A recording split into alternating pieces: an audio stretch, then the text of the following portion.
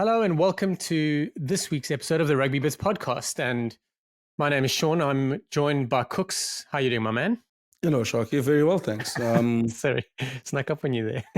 Yeah, it snuck up on me while I was having some of my coffee. Yeah, doing very well, thanks. I think more because the Wallabies have dropped the comedy special of the year. It's coming out soon. The journey to the World Cup last year. It's going to be better than any Kevin Hart, Dave Chappelle. It's going to be top tier comedy. I mean, Ricky Gervais wouldn't be able to meet the levels of comedy we're about to experience, and I can't wait to see it. No, agreed. Thala will be joining us soon. He's having Kooks has sent over his laptop disease to Thala, so he's just busy rebooting. So don't worry, Thala will take the lead as soon as he jumps on. But Kooks, let's chat about. And Thala still is an asshole. But don't worry, guys. We come in. I think that department hasn't changed.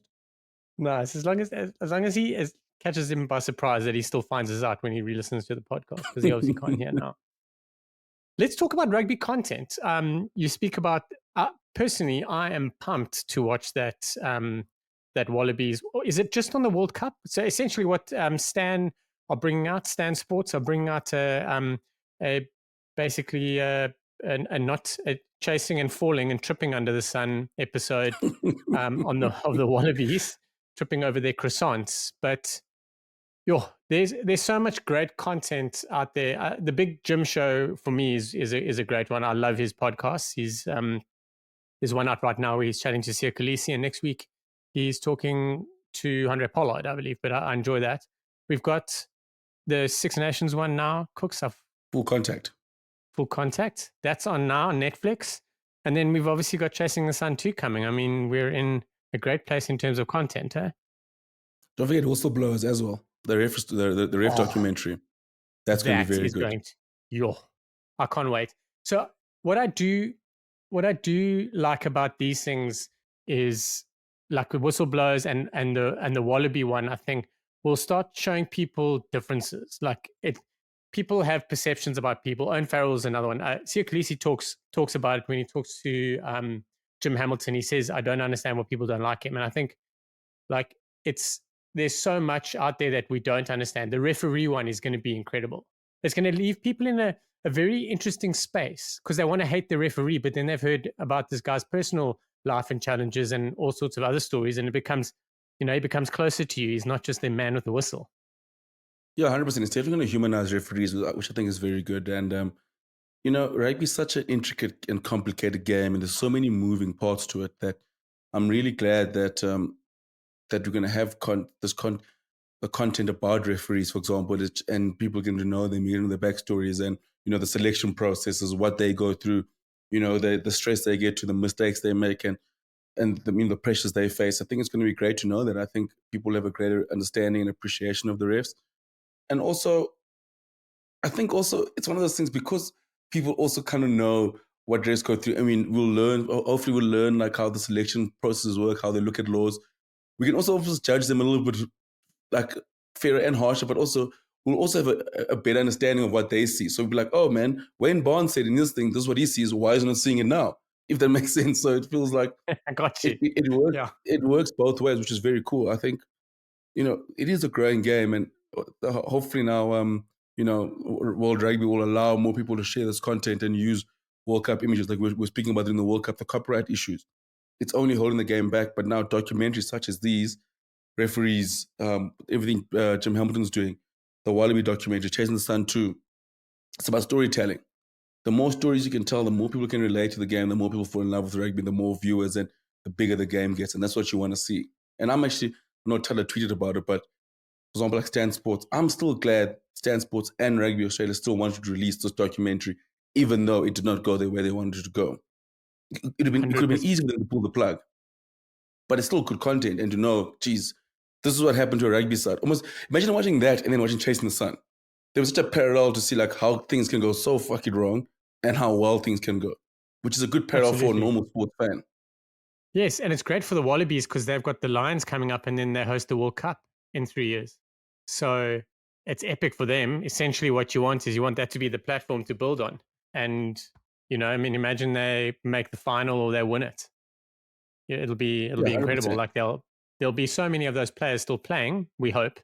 Imagine the stories they'll tell, you know. But I agree. I think the more stories that are told, the better. Jim Hamilton, he quite surprisingly is incredible. Like, it's so natural, and he's just chatting to the guys, but he asks some interesting questions, and he gets good answers. I think also because everyone trusts him. You know, he's not a media outlet per se. So yeah, but looking forward to it. But there's been a hell of a lot happening. There's been a hell of a lot happening in the last couple of weeks with regards to player movements leading into the Six Nations, excuse me, and a couple of on and off URC games and premiership games and stuff. Before we get stuck into the Six Nations, we can chat a little bit about the Bulls versus the Lions this weekend. And the Lions, Kooks nearly pulled off a big one again. Jesus, they almost stole it. Testament to the Bulls. I mean, it kind of like it kind of shows how good of a place the Bulls are in. I mean, to survive that Lions onslaught, not many sides could have managed to find a way to get the win there. But I mean, the Lions are fantastic again. Nohamba is absolutely floating at the moment. I mean, he can do no wrong, and what I love about him, Shaun, is that drop kick of his. I mean, it just shows the level of confidence where he is. He's almost back to the Nohamba we knew coming out of the 20s, coming as the Sharks, the freedom he's playing with. You almost thought you could see him getting more and more into his shell and into his shell and into his shell as he wasn't playing as much, confidence was going. But now, I feel like every game is getting better. Every game, you see him growing and growing out of his shell, and the Lions are freeing him up to do that. And he's almost made that turn jersey his now. You know, Yeah. last year we had Jordan Hendrickson and you had Jerry Lombard, and you know, but the way he's great and the way he's got the Lions playing and the freedom he's playing with is amazing. And the drop kick, to see that's what you want to see. That's the Maverick in him coming out. That's the Nohamba that people fell in love with at the beginning. So that for me was that drop kick that was the epitome of the current form he's in at the moment. That drop kick was wild. For those who haven't seen it, go and have a little look-see. But he gets the ball shaping to drop. He steps one, shakes off another, spins, and then drops. So I look at that from my point of view, from my poor rugby playing point of view. I'm like, if that was me, I would have done that because I would have been like, cool, I'm here to drop kick. Oh my word, there's someone coming. Let me get out the way, but I still have to drop kick. Like that's still in my head. You got to drop kick no matter what, because that's what you're planning to do. Like I probably wouldn't be able to change my mind very quickly. But Nahamba is like, cool, I'm going to drop kick. Oh, there's a man. Let me step him. Oh, there's another guy who's forced me to do something else. Oh, look, the drop kick's still on. Let me slot it. It's wild. Yeah. But it's like it's also, it's almost like, I thought like, it's like, okay, cool. I could drop kick it. Okay, cool. Let me look out wide. Oh, crap. There's a guy here. Step him. Okay, no fours around me. Okay. Oh, flip. Paul's right here. Let me just drop kick. I'll take the 3 points. Oh, my word, it's so close. Let me nail it. Yeah, but interesting. So obviously a lot of people chatting about Nohamba. He's in the form of his life, but I think a lot of things that I want to say I think are a little bit unfair. A couple of guys saying like, oh, how the Sharks have sold him, or how on earth was he playing behind I can't remember who at the Sharks. But I think, to be fair, he wasn't in this form at the Sharks, and the reasons why are very much debatable. Could it be the environment, or was he not being allowed to, etc., etc.? But he was playing well at 9, and he only really came into it this season, like really hitting it hard. And I agree with you, he's hitting that form that we all expected to see him take out of the under-20s. He's had a few teething problems, but what I find incredible is how the young man has stepped up and he's still now able to deliver. He's like, no one's clipping his wings, or he isn't clipping his wings, and he's just going ahead and doing what he wants to do. And the big thing for me is what's he, a 10 that covers 9? Because it looks like that at the moment. It looks like Nohamba's auditioning. If it's almost like going to go to the box to be like, okay, you guys have got a year to pick me, or I'm going to the top 14 because, I'm going to the top 14 and be like, listen, I am the perfect 9 for the top 14. I can play 9 and 10, and I kick for poles. So and he'll play for France. Yeah, so he's either auditioning for the Springboks or France. Either way, he's getting a cap, Sharky, in the next 4 years. Done. I agree wholeheartedly. So we start a Rugby Bits podcast like we do, well, if we remember, like we do every other podcast, which is we start with our first phase. What a welcome in. So first phase that I'm going to start with Shaun to ask him is, What really? is the? You said you have a song. I said I don't. Oh, I'll go anyway. Okay, I'll shoot talk it about from the who hip. else about the replies that we got on Twitter then. So we asked people to describe your rugby team with a song. And I mean, first of all, the Springboks have been pumping out adverts the last like World Cup cycle, if you want to call it that. This World Cup, well, the gift that you used is from that, I think it was a Thirsty Water ad when they're playing like the orchestra. Um, a horrible green screen, and they had Marcus Mapimpi playing the cymbals at the end. This is probably my favorite Springbok ad at the moment. Actually, probably a good first phase question as well. Yeah, it was just so fun and so ridiculous and so stupid and hilarious as well. So yeah, especially the Mapimpi part. I've never seen someone so serious hitting the cymbals like that. Like, yeah, he's missed his calling as a fifth member of a band there. Yeah, absolutely. I've written down that best Springbok ads. I've got a couple in my head already, I'm thinking. But if I'm going to go with a song, I had to Google sad songs, and Sinead O'Connor, Nothing Compares to You. Maybe that should be for the Sharks.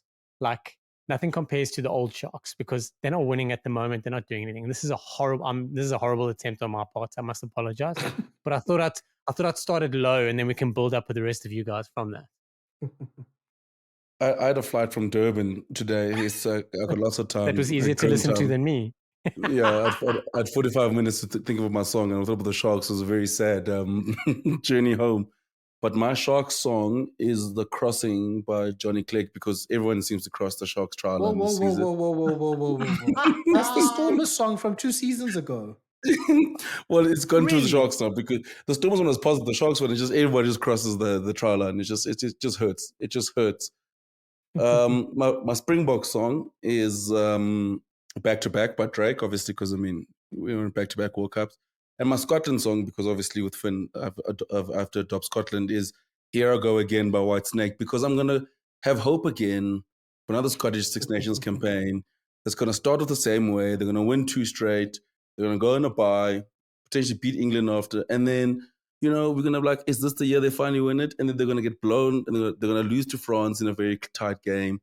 Ireland's going to Ireland's going to blow past them. They could lose to Italy. And once again, we ask, what if? It's the Scotland recipe is the same thing year in, year out. And as White Snake goes, here I go again on my own.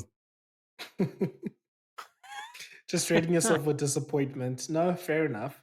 Andre Geel pretty much nailed it with his responses. So he's got pretty much, I think, the best or the favorite team songs for the last like 20 years.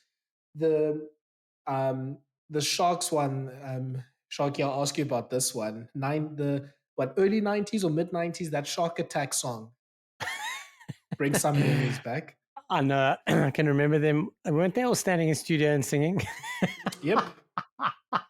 Oh, that was horrendous. So bad it was good. That was a horrible time in rugby, because everyone was doing these stupid songs. Like, there was wasn't like a 10-year period where they were making songs, but the teams had to sing it to the players. Oh no, stay in your lane. Yeah, I think they were trying to follow the NFL teams, because they usually had like a song, like they also recorded songs, and then I mean it was not really great from the NFL teams themselves, so it's not like we made it worse. But yeah, maybe sports teams shouldn't be singing like 90% of the time. Oh, brilliant! They should never be singing. Never ever be singing. But I get it. Like, obviously, I mean, it's always great. Like when the Storm was, like you said, the Crossing 2 years ago, that was great. It's my favorite thing about like, for example, the Storm was the Crossing, is it's not the bad singing. It's the guys who actually thought they could sing and the effort they put into it. You can see these guys are really, and they're in the front, and they want to be seen. Yeah, and you see like they really try. Like someone like Jean Augustus, for example, he's a good singer, so you could hear he could sing. But other guys, you're like, this guy really thinks he can sing, and they're like into it. They're like amped. It's almost like they were told they might get a record contract after this. Like they might have left the URSL Super Rugby then to straight into have a music career. So other songs that Andre talked about was Province, Die Karikap Kom Weer. which, yeah, obviously, we know how much Province is heard or Stormers is heard every time. The Bulls, guys, do you remember this era when the Bulls did that Stand By the Bulls song? In number one, Yes. one of their most horrible jerseys in that like 10-year run Yes. with with the Thunderbolt thingy. Two, this was actually this was I think during our Super Rugby run. I was like, guys, why are we doing this? This is not necessary. So I blame the senior But you players bought for the allowing this CD. to happen. But you bought the CD. I should have bought the CD, to be honest. I'm not a real fan. Not a real fan. Sorry, man. Next. Then obviously Yakomi Boka is obviously a classic for Springbok fans. So when we went to the World Cup, I was going with a group of friends to watch the Scotland game. And the rule that we had, because we were sharing like a house together, was we had to play Yakomi Boka basically every hour. It worked pretty well, I mean, to psych people up. But yeah, you also I'm realize so that Leon Schuster was I'm singing so for a long time in that song. It was like an 8-minute song. Thala, this is my unpopular opinion. I do not like that song. I find it annoying. Like I can't stand It it. is Like it it is hella drives me. annoying. From the first harmonica, I'm like, oh, for fuck's sakes! Like, can you just get to the game already? Like, I hate that song. With like, oh, it drives. I'm so glad I was on that trip with you. I think I would have broken someone's phone the third time it came on. Oh, brilliant. No, I think it's the perfect team song because it annoys you, but it's only fun if you fully participate in singing it. You've got to commit.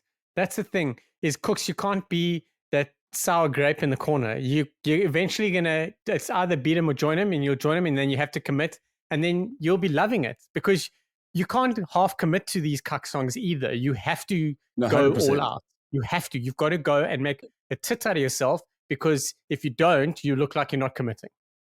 No, 100%. I mean, I do, but like after the sixth time it comes on, you're just like, okay. Like, I just wish Leon Schuster never actually sang. It was just you comedy book.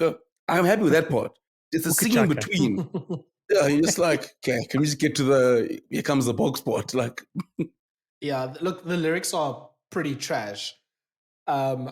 See if maybe at the end I'll Google them and just read them out for our international listeners. But yeah, it's Leon Schuster, who's a South African comedian.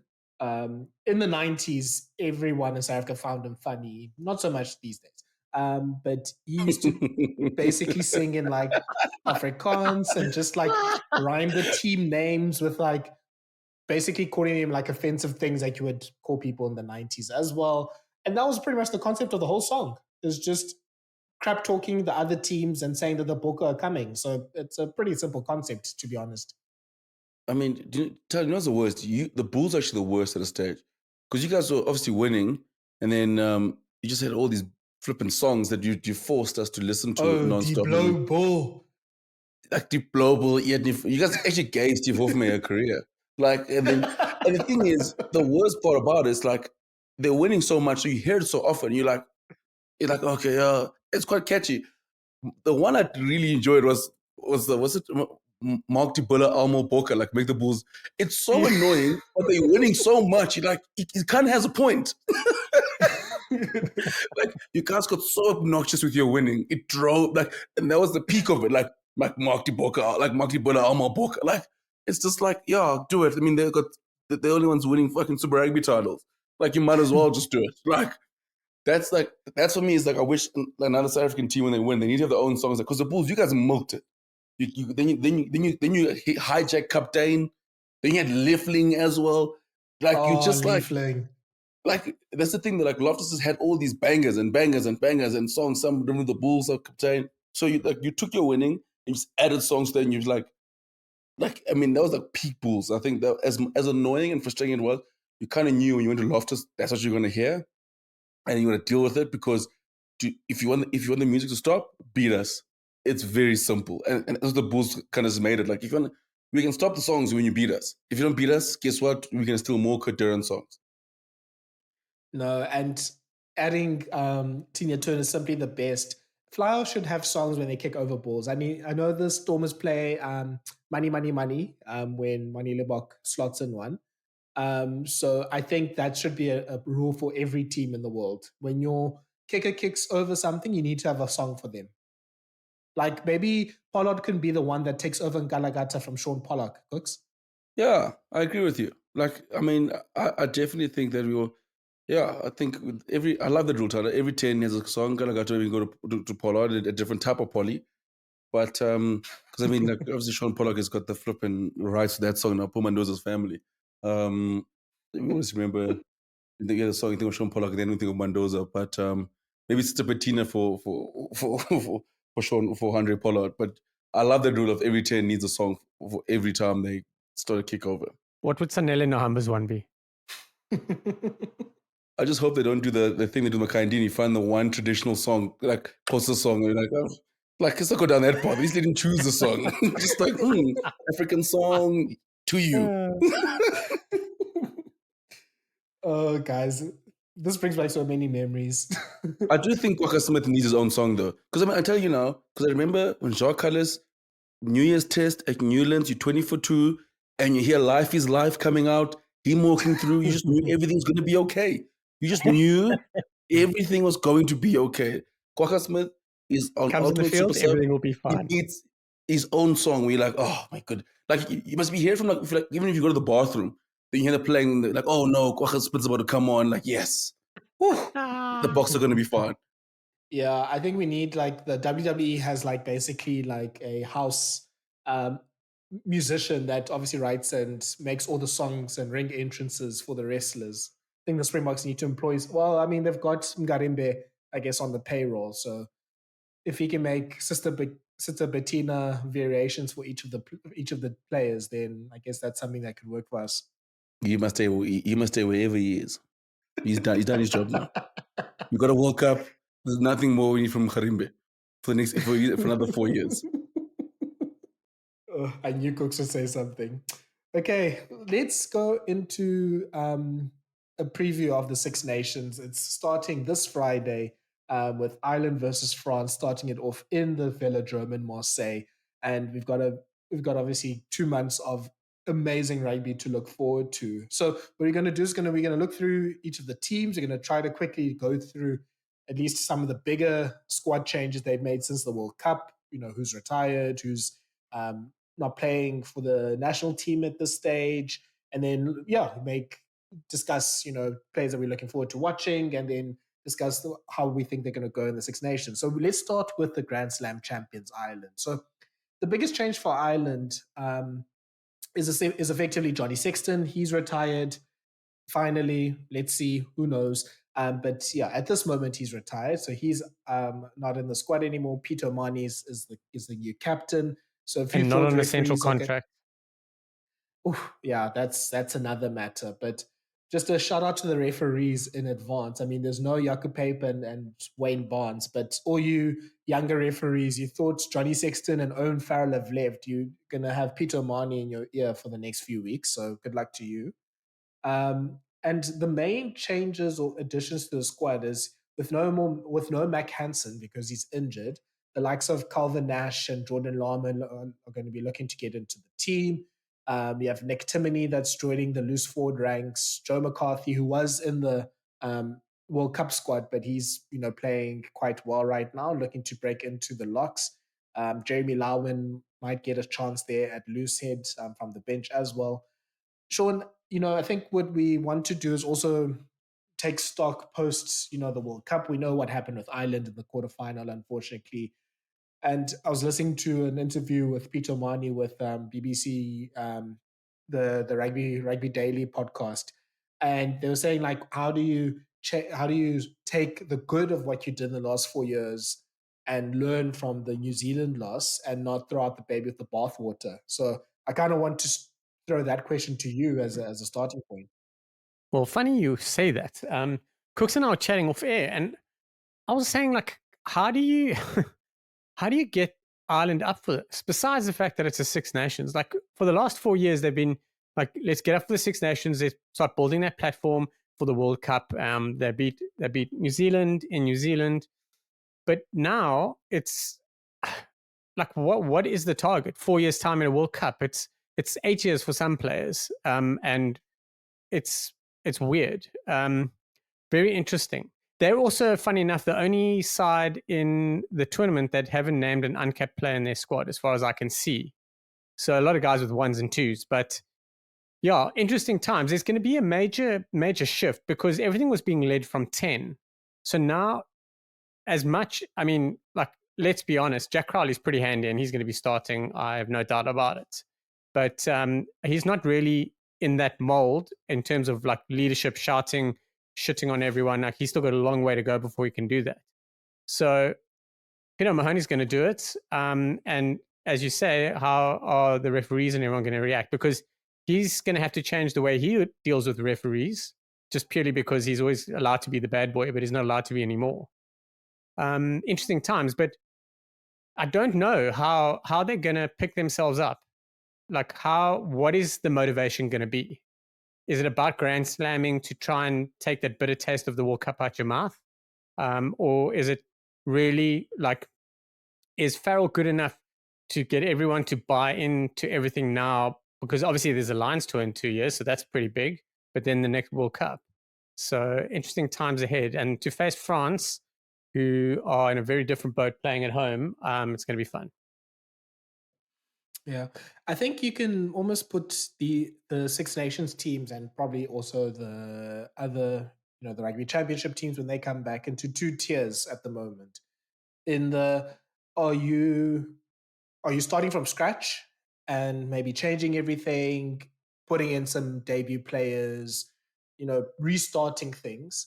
Or are you just going to pick up from where you left off and it's just now about either finishing things off or just continuing a particular run and era of either players or coaches or whatever the case is? Clearly, Ireland is going for somewhat the latter of continuing with an era. But of course, as I think, Shaun, you picked out Johnny Sexton, him leaving, is a big vital aspect of how they, they run their attack, how they, control things and control the game on the field as well. And tactically, it's going to be a bit of a difference in approach with Jack Crowley. So Jack Crowley is definitely a player to watch, I think, in the Six Nations to see how he goes and how he handles that that pressure as well, whether the game plan changes with him. Kooks, I think Shaun has questioned how Ireland goes forward, but I think the main thing for Ireland now is just continue with this run, see who's coming along for the 4 years, and maybe start to slowly wean off the likes of the Amanis, the Furlongs, the Tug Burns, the ones that are maybe in the later part of their careers, and then start to introduce some of the youngsters and great players that they have in their systems. Is that maybe the plan that Farrell has? I think so, because you look at the job Farrell's done. I think one thing he's done is he's put together a very good spine. Some probably one of the best in world rugby, and also the number of world class players that he's developed under his reign. Where old saying, you get told if in rugby or internationals is leave the jersey in a better place. And I think with Sexton, he has left Ireland in a better place at the end of his captaincy because there's still a whole bunch of world class players around, and also they've got so many youngsters coming through the ranks. And so I do definitely think that the next year or two, it will see obviously a shift in the way they play. And I also feel like they will sort of like, Tara, they remind me a lot of the 07 All Blacks. I said this about France as well last year briefly, but I think one thing about Ireland, I think going forward is they'll try to probably develop a game plan that's not so reliant on one person in terms of Sexton. Whereas if a Froley or if a Crowley can't play, or Harry Burns going to come in or someone's going to cover in at 10, they can at least play in that role, play in a similar style. Or because you look at, for example, the 07 Wallabies or 2011 Wallabies, they lost Carter, but I know they stumbled their way almost into that World Cup win. But then post World Cup 2011 is they developed game plans where Cruden could come in, Barrett could come in at 10, Carter came in at 10. So then they had 3 out-and-out 10s who could play that role, whereas I think that's the role that Farrell might look at and go, listen, we got to develop a game plan that whoever comes in at 10 slots in. Is it a situation of shit, no John Sexton, no party. So I think that's also a big focus for them, is developing a game plan that is so fluid. Whoever plays at 10 just fits in smoothly.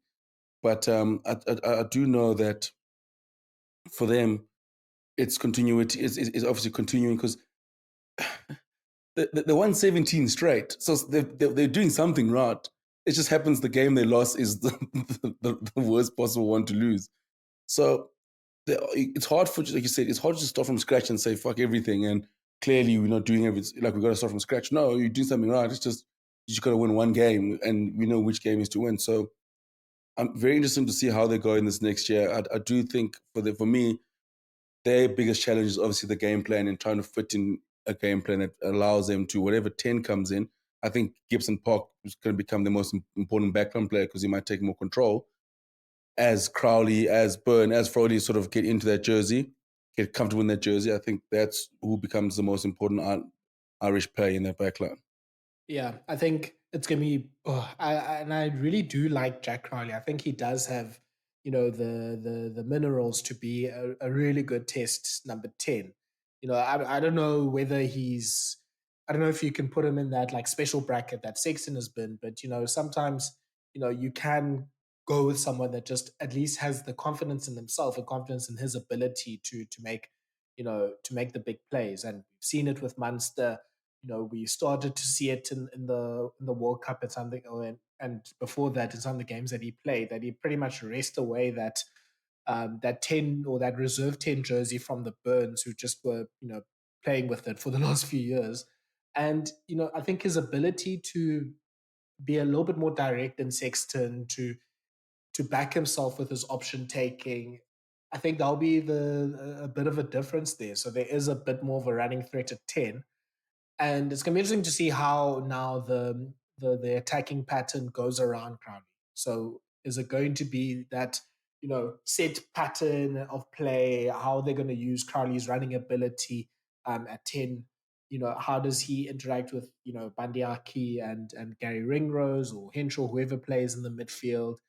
And how does he coordinate with probably the most important player for Ireland in their backline in the Six Nations will be James Lowe, and seeing, especially with no Mac Hansen, James Lowe is now that playmaker out wide that could open up opportunities. Obviously has that big left boot that can get Ireland out of trouble as well. So it's going to be so interesting to see how Crowley goes. And this Six Nations, I mean, he pretty much, I think, has the keys for all 5 games, is to now see, does he grow? Does he learn from his mistakes? It's probably going to be a bit up and down, but the main thing is just to see that growth and seeing him start to put together a good test performance. Sean?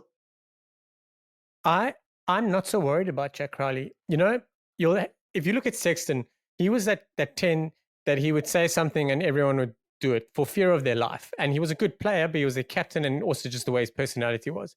I think Jack Crowley is the same as will become the same as a 10 very quickly, where he will make a call and everyone will stick to it. I don't think, you know what I mean? Like when the youngsters are there, they'll be looking around for help, stuff like that. But fortunately, his help will come inside and outside with Bundy Aki as well. But I think Crowley's going to be great. I look at their 10s, Crowley, Frawley, Byrne. I almost think by the end of this year that Byrne might be very close to being third choice out of those 3. I like Frawley. I'd like to see a little bit more of him at 10. But Byrne, I think, is very much like a robot in terms of like he just plays that game plan. He seems to just really do the basics and everyone else must do everything else, if you understand what I'm saying, which isn't a bad thing. I think balance is really important, as always. I always love a bit of balance, but I think Ireland need the spark and they really need the drive from 10. More so with Crowley and Frawley will they get that, I feel. So yeah, I'm looking forward to it, but I don't think Crowley's going to have any issue. I think he'll start at 10 for every one of the big games, and I wouldn't mind seeing Frawley start at 10 for Italy. Okay, so let's look at some of the players that we're looking forward to seeing. Let's start with you, Kooks. Who's the one Ireland player that you're looking forward to watching, or you think will have a good tournament? I must say, I'm very excited to see Jordan Lama back in the squad. Obviously, I mean, we know how highly rated he was when he came through, because step you in the phone box. I mean, they look at this incredible feat and sort of got injured, and then sort of, fell out the system, and then the Mac Hansons came through. So he's been playing very, very good rugby and forced his way back into the side. And I really hope to see him get a start. I mean, Calvin Nash also is in good form. When Calvin Nash is I think Calvin Nash is basically 2024 Keith Earls. So for me, just seeing Jordan Lama back in the mix. I mean, the former junior. I mean, was it breakthrough player of the year or junior player of the year? But I mean, someone that Ireland had high hopes for, and I think he probably feels he's not hit the heights he should have hit in international rugby. So yeah, I'm so keen to see him back in the mix.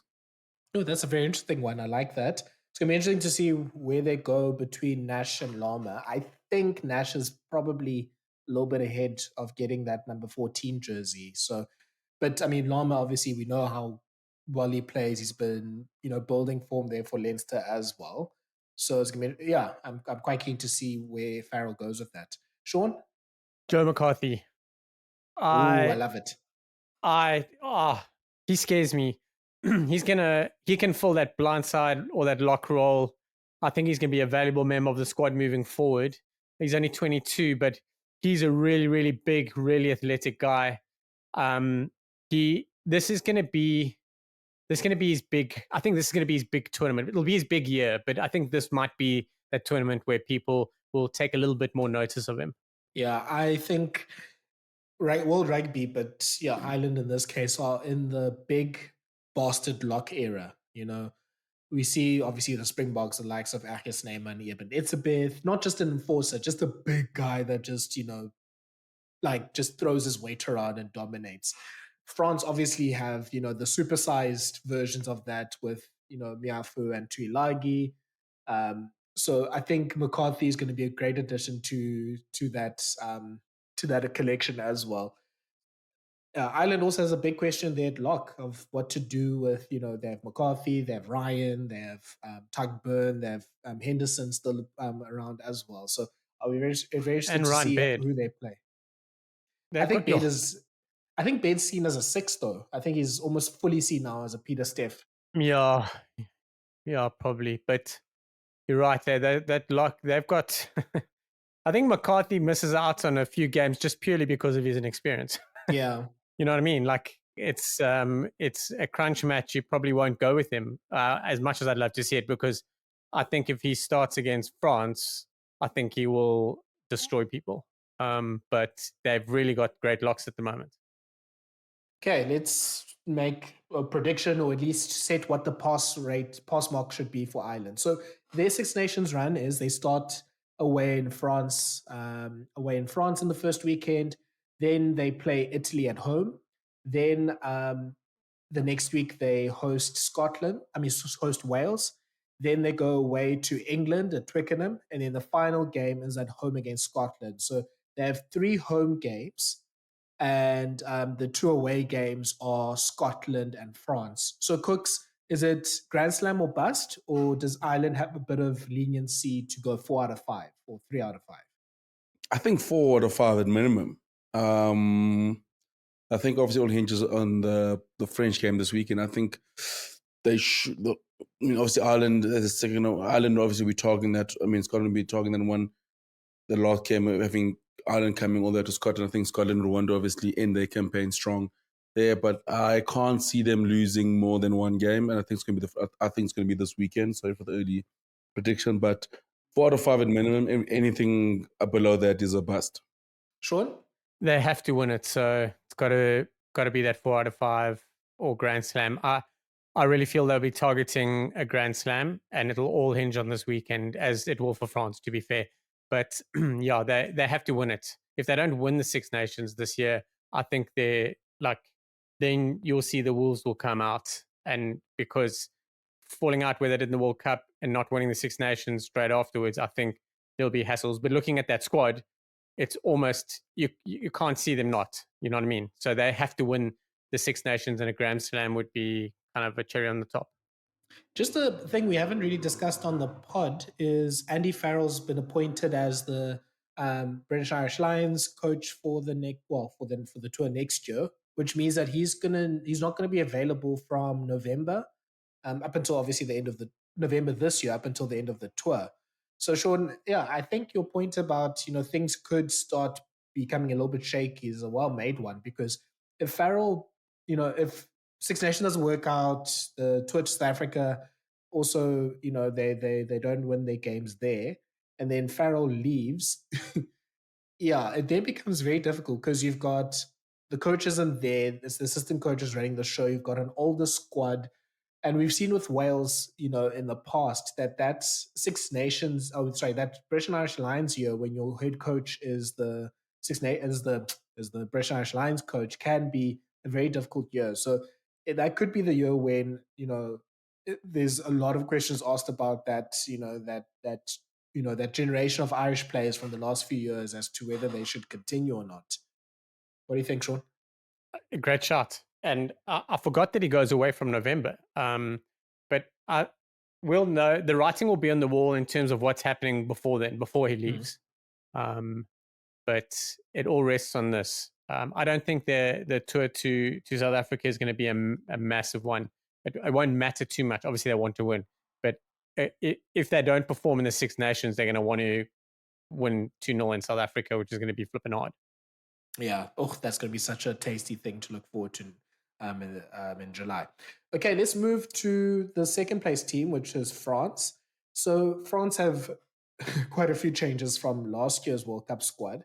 The main things are because of either injury or sevens, they are missing Antoine Dupont, Romain Ntamak, Anthony Geelong, and they are also not going to have Emmanuel Miafu available for the first game. At least that's the last we've heard about that.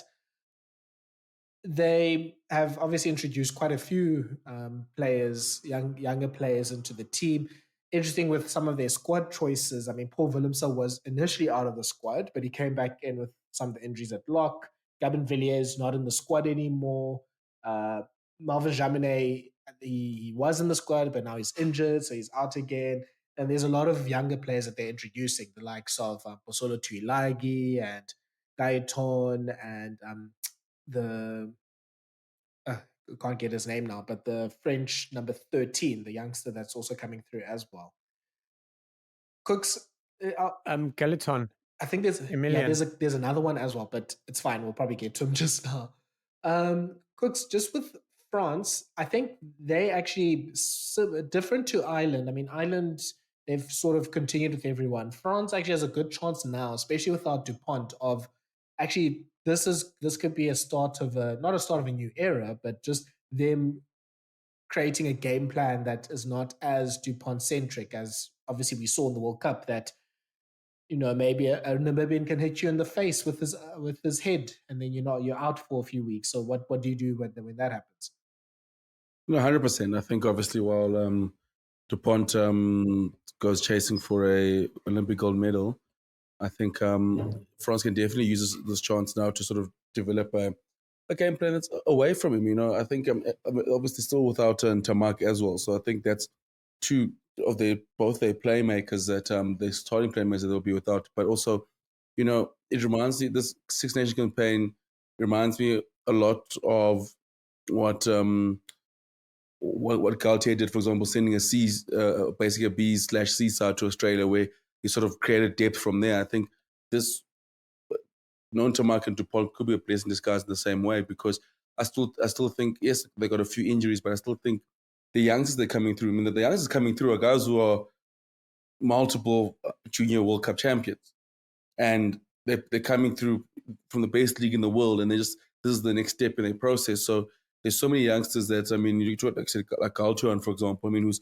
There's talks about maybe Fiku possibly missing out because he hasn't had as good of a season some of the youngsters have had. Obviously, I'm going to play in Dante. I've just spoken to the coach. I'm in the mix for the first game. I should be leaving Joburg on Wednesday to make sure I'm ready for the game. So Fabian's very accommodating. That's why we're so happy that you could make it today. Fabian Galt is very accommodating with SA20 at the moment, which is very nice. He's a cricket man through and through as well. So allowing me to do that work there. But I do think that I still think France is, again, it's a Bok freak performance. It's a freak performance away. Jesse Creel, absolute masterclass, and the French not being able to score a try when the Boks forgot to play rugby for 10 minutes after they made all those subs. So from them going through the semi-final, possibly winning the World Cup. So, and I do think they're still young enough for them to obviously kick this into overdrive. I think they've got, like, I know Ireland's got a few more older players, but West France has still got, their core is essentially still together until, still together until the next World Cup. So for them, it's just use this pain they have from last year and sort of kick on and really go for a run for the next 4 years. Yeah, and it's gonna come from those players that did suffer that loss in the World Cup quarterfinal to see what lessons they've learned. And a lot of people have made that comparison with the All Blacks in 2007, and the All Blacks had to go through 2009 as well before they became the team that was dominant for at least a 6, 7, 8 year period. So I wonder if France has to go almost to a a breaking point and the lowest of the low before they come up again, or is it going to be a matter of from Friday they're going to just be playing angry and learning from their mistakes? And I think what the nice thing about France that we've seen in the last few years is they learn quite quickly from their mistakes. They don't lose in the same way twice, if I can put it like that. I mean, they rarely lose. We know that, and they lose. They usually lose by a few points. And apart from losing to Scotland every year or so, which is just a glitch in the system, they don't seem to make the same mistakes. So it's going to be so interesting to see what their journey is for the next few months and years. Shaun? I'm very interested and focused on the halfback pairings that they select, because they've named 2 9s and 2 10s, but in each of those they've got a guy who hasn't played for France yet. So Nolan Le Garrec, who plays for Racing, but he's excellent. He hasn't been capped yet, and I thought he'd have been capped already. And they got Luku. So obviously Luku will start. Then Antoine Gibert, uncapped, 26-year-old, and then him and Mathieu Jalibert. So Jalibert will obviously start, but I think they're a little bit thin there, especially at 9. Not saying that there's anything wrong with the 9s that they have, but if something goes wrong somewhere, they're going to have to definitely pull in. So yeah, that's kind of where I'm going to be focused on the halfbacks and see how they manage things. But I don't see. I mean, Luku and Jalibert are going to start at 9 and 10 this week without a shadow of a doubt. But I mean, then they're pretty thin on the bench. Yeah. Look, I mean, to be fair, let's start with how the amazing form that both of them are in right now. I mean, Bordeaux's been cooking the last few months. Luca and Jalibert have been playing really good rugby. Mofana looks really good as well. Pierre is looking great, obviously, at the wing. They've got Pinot as well. So they've got the pretty much, most of the back line is in that squad, and probably 3, 4 of them are going to be starters for the French team in the Six Nations. So it's, I think with Jalibert, I think Kooks, you've spoken about it before, about how much confidence he's gotten from that World Cup run. So apart from that one penalty kick where he kicked it backwards in the quarterfinal, like, there's no reason for why he can't build and have a great performance and have a great Six Nations and put himself out there as I'm the best fly half in the Northern Hemisphere and better than the guy that I'm replacing at the moment. So Luca and Jalibert, it's going to be great to see how they run the team. In the absence of Dupont and Tamak, because Dupont can do things that no other player in the world can do, especially in terms of just how strong he is around contact. So with Luku being able to play a bit more of a classical number 9 role, there's a lot more space for Jalibert to cook. So I wonder how that's going to go for him, and seeing people play off him instead of him being almost like a second, like a supporting actor to what Dupont does. Cooks?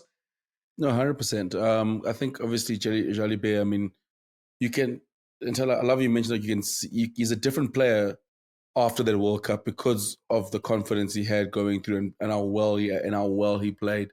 And now you can see the sort of club form he's put together. Him and Luku, they're floating at the moment. And I definitely think he'll look to just take a deeper claim in that French jersey. And the thing is, Galtier he is a man that makes big decisions. If you're playing well enough, you're gonna unseat the next person. I mean, Marvin Jamin probably thought he'll be a starter for the next 4 years, and then Thomas Ramos came and snatched the jersey from him. So it's, I mean, you probably, I mean, like, look, now Fiku has to look over his shoulder because the youngsters coming through. So I definitely think Jalibert, I think from a big Six Nations after a big World Cup, definitely puts a lot of pressure on Tamak, where you'll be thinking, shit, I'm not actually just coming straight back in the side here. I'm actually gonna have to fight, because Jalibert is arguably the best 10 in the top 14 slash possibly in Europe. The form is in one of the form 10s in Europe. So Tamak is probably can't wait to get back on the rugby field soon, so he can sort of get his jersey back. You know what I find quite interesting? Bordeaux are so heavily represented in the backs, and rightfully so. But there's not one Bordeaux player in the pack. Not one. That's actually wild. Yeah. Crazy, man. I mean, Absolutely crazy. Talking about the pack, sorry. go on. I mean, we knew it was going to happen, but Winnie Antonio, he's back after retiring. He retired after the World Cup, and Fabian said, "No, Access Boxy, denied. we're going to need you some more." Yeah, sorry, bud, come back. No, even Taife Fanua was not allowed to retire, at least for now. I think the sweetener in the deal, Shaun, is don't retire now, and we're going to pick Pasolo Tuilagi, and that means Henry Tuilagi is going to come and prepare. Did you guys see that braai that Tuilagi prepared for more for the Polynesian players than for the French team? The size of the food was ridiculous. Like, I don't know where he got, like, I think it was fish that he was cooking, that it was so big. Like, and I've never seen Antonio be so happy in his life. Like, there's one photo he's looking at the braai and he is so happy. He was glad he didn't retire now. But Thala, I don't know what was bigger, the food or the actual human beings eating them and making them. I was like, what this is? Like, it was just like, I'm like, what is good? Like that's enough to feed an actual army. And like Henry Tuilagi, like there's something in those genes there. I mean, like Henry Tuilagi is massive. And I'm sitting there like, imagine being the coach and then obviously if you saw Itagi's playing and then you drop him, for example, and you're going to deal with Henry and try to explain to Henry why his sons are playing first team. Like, or he's not playing on a 14 A's. Like, try to explain that to Henry Tuilagi, or no thanks. Or what happens if Henry Tuilagi, does the school bras, the first team bras, and then you're like, oh, Henry, is this for the team? He's like, no, this is for my family only. Sorry, but this is for the rest of the team. No, look. Oh man, he needs to stay in the squad. Posolo needs to stay in the squad just to feed those Polynesian. But imagine how much the food bill goes up. I'll tell you one thing. I love my food. I would just send me away, and then they must show me how to cook like that, and I'll eat that for days. I love it. I'll have to eat it for days. There's no ways I could eat it in one sitting. Yeah, let's talk about the players that we're looking forward to seeing. Shaun? Sure, hit me hard there. I'm just having a little quick squiz. Look, Garrick, I'm actually very keen to see. It's kind of it's a pick between two backline players. Obviously, Garrick will be making his debut, but he's exceptionally talented. And I think a lot of people, not only myself, were surprised that he hadn't been capped prior to the World Cup. And then the other centre that you were talking about that I'm very keen to see is Deportier. I don't know if he'll get a look in. They're quite well covered in the midfield. Fiku can play 12 and 13. Dante can play 10, maybe 13, and then got Mofana. So I think it'll be one of the smaller games that Deportier will get a look-see. But yeah, Le Garrick for me, I'm super keen. Yeah. I'm going to go to the tight five for mine. I'm going to also sneak in two. I think people that have listened to this podcast know how much of a big fan I am of Manny Miafu. I think he's going to be brilliant in international rugby. We know how great he is for Toulouse. We know how much of a one-man wrecking machine that he is. We know, how effective he is in scrums and lineouts and in carrying the ball as well. Yeah, I mean, he's basically what people think Will Skelton is. I'm going to move past that very quickly. And then Thomas Laclaya, the tight head prop for Racing. He's been in and around the French squad for a while. He's now, I think he was a player that used to, if I'm not mistaken, Shaun, I think he used to play for, was it Oyonnax? I think it was before he came to Racing this year. But now he's a regular for Racing. He plays, pretty much every 113 games he played for them. Yeah. So it's a quite nice little move in his world, eh? A bit more money as well. So yeah, he's playing obviously with regular French players like Walkie as well, and he's in that all-star team that Racing has, and it's gonna be they have to. I mean, the France have to start thinking about what happens after Antonio. I mean, once Henry Tulag is not able to feed him anymore, they do need a tight head replacement. Aldegheri is also on the older side. I don't think he's that good. Falatea's decent, but yeah, like Lai could be someone that could give some strength to the French scrum, because low key, mid key, Cyril Bay is not in the best form, especially with the scrumming. They're getting a bit older in that front row. It's gonna be resting on some of these newer players to try and give some ballast back to the scrums. Also, sidebar: Peter Movaka could be player of the tournament. Oh, I'm such a big fan. There's a guy that I'm super keen to watch. I thought when he came on in the World Cup and had to start after the injury, he just ripped it apart. I think that's probably, going back to your chatting about the props, I think that's exactly what Galtier has said to Antonio. Like, I need one more year out of you. We need to get some guys through. We haven't properly filled these gaps yet, but I have to have you there. That's probably the conversation that went. Oh, and food. Lots of food. Kooks. Thala, you stole my one. I was just about to be like, oh, I've got Peter Movaka there all lined up. The one time I actually choose a forward for these things, you will steal it. That's all. But he picked 3 as well. I just want to say. Yeah, I know. And then for me, it's he should be on timeout. For me, I won't pick anyone for Scotland. For me, it's definitely Movaka. Well, Kooks can't either. No, I can't either. I have to be a finless list. But for me, for France, definitely Movaka, because I think his coming out party was the World Cup, and then that's what he did in the quarterfinal was outstanding. Until, like you said, he's definitely. Poor Julian Marchand was one of the best hookers in the world and just got injured at the wrong time. And then Movaka's like, "Thank you very much. I'm gonna start a best hooker in the world campaign on his own." So I think this is going to be. I don't know if you can put him, because I don't know if you'll be up for, like, you almost make a breakout player of the tournament of the year campaign from just stepping into as the year goes forward. I think it's due. I think he's going to have a fantastic year. I think he's been absolutely incredible. I think he's going to bring a different light to France in the way they play. I mean, if he's starting and you have Julian Marchand coming off the bench, that's as good as the only one that can match it. Probably the Springboks having Bongi and Malcolm Marx. That's the only team I can see actually matching that. So I definitely think Movaka is going to have an absolutely huge tournament, and I'm also very excited to see the second season of Rugby World Cup. So I'm a big fan of his. I mean, he was 20 last year, found himself playing in a World Cup. I definitely think he's going to be a lot better, and I just think I think France have got a gem in him. And what I saw last season, it's like very almost Dominici-esque in the way the balance runs the ball. And last was his first season of international rugby. I definitely think this is the season where he sort of grows a little bit more experience. I mean, it's tough being thrown into a World Cup campaign is just to start your journey, but I think now we're sort of settled. You can have Jelly Bear next to him.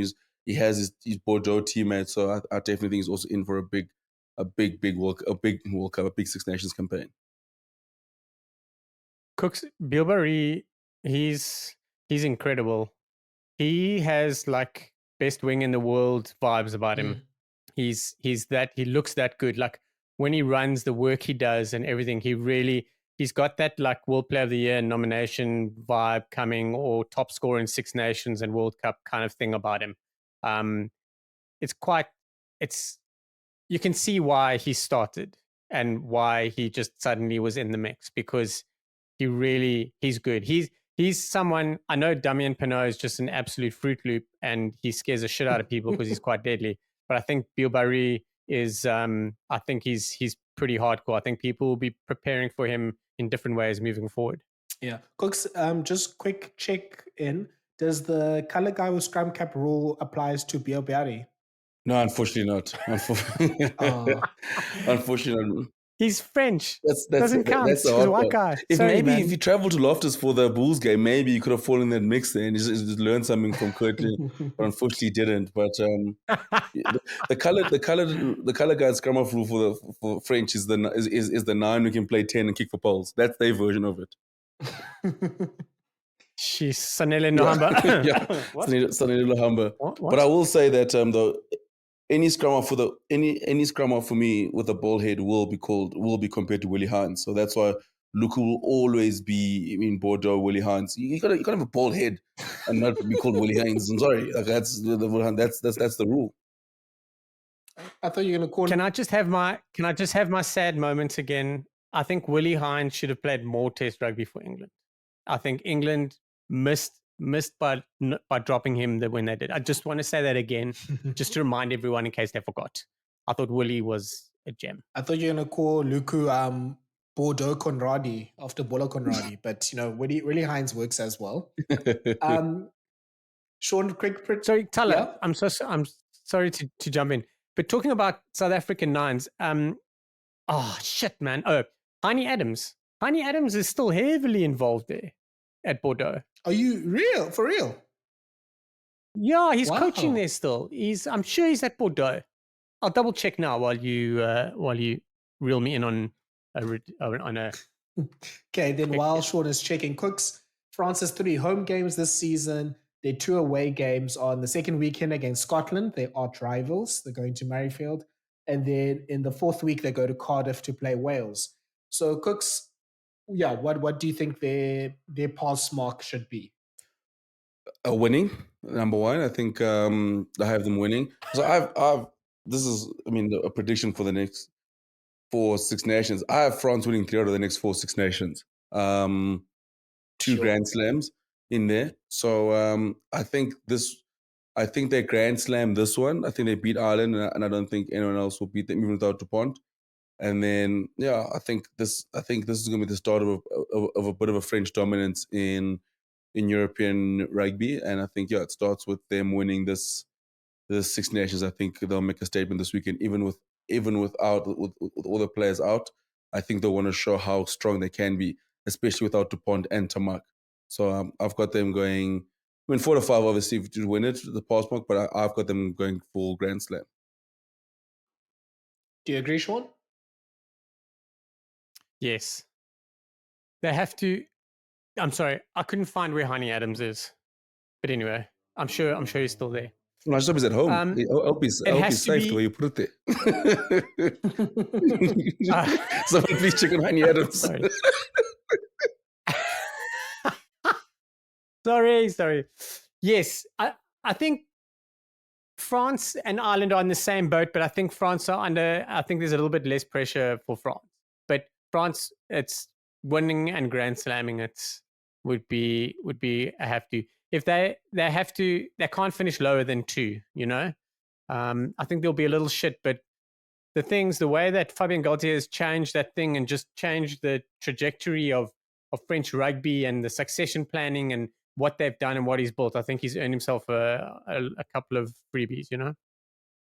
Yeah, it's interesting though that the LNR, they've already decreased the allocation of players that Galtier can take for like Six Nations camps. I think it was like over 40 during the last cycle. Now it's at 34, something like that. So or maybe it might be less. Because Tuilagi, that is literally because of Tuilagi coming into them. Literally. Fair enough. It's financial. It's a money situation. No, it's going to be interesting because I think there's going to be obviously less support from, I think, the French, from FFR, from the top 14 as well, because there's not a Home World Cup to look forward to. So it's going to be interesting to see. Hopefully they don't go back to the bad old days where you have your star players playing in the top 14 while they're playing the Six Nations. But yeah, I think Galtier doesn't have the blank check that he did before. So yeah, hopefully he still has a bit of credit that, can go through. I think the worst thing that could happen for France is I don't think they can afford the low run that the All Blacks had in 2009. They kind of need to keep at least consistently near the top of the game so that, there's still some support from the French public and from the decision makers in France for the time being. Okay, let's get to Scotland. Thala. Go on, Shaun. I'm so sorry. No problem. Heinie Adams is the skills coach at Bordeaux. There we go. So I'm so sorry, everyone, that I'm jumping around, but I had to find it. Okay, we can confirm Heinie Adams is safe. Marked safe on Facebook. There we go. From Shaun's bullshit. Okay, we go to Cooks's team, Scotland. So the main changes for Scotland are very interesting. I mean, they've still got the same the same coach in Gregor Townsend. It's a continuation like we've seen with Ireland and France in terms of their squad. A few interesting changes in the squad though. So they've got two co-captains in one a world class player in Rory Dodge and some guy called Finn Russell, and then with the with their squad at the I'm here for the moment. popcorn. I think the big change to note there is the lack of Hamish Watson. And number two, of course, Jamie Ritchie not being the captain probably means that he's not, a certain selection in the loose trio. So it's going to be interesting to see if Scotland's going to, is there going to be a bit of a change in approach now? Who's going to come in? And I think, there's a few players that have come in here and there, the likes of Will Hurd, um, that are going to have a chance. The just blanked on the name of the Sevens player that replaced Darcy Graham because of his injury. Cooks, I'll start with you as our resident Scot. Aaron Reed. There we go. No, Aaron it wasn't. It's not Aaron Was it Reed. him? Might not be. No, it No, was. McDowell? It wasn't Aaron Reed. Aaron Reed's McDowell, at Sale. Sorry, Aaron Reed's at debut at Sale. But yeah, McDowell. Sorry. Yeah, Cooks, let's start with you. Like, what's the Scotland plan post 2023? Obviously World Cup did not go to plan at all. Townsend, Ross McCann. Sure. McCann. Ross McCann is his name. Yes. Your guys. I'm so sorry. I've just been interrupting you all day. Sorry. Yeah. So Cooks, what's the plan here for Scotland? Because it's it's kind of time now for them to at least make a strong run to win a Six Nations or to make the most out of this generation of players they have.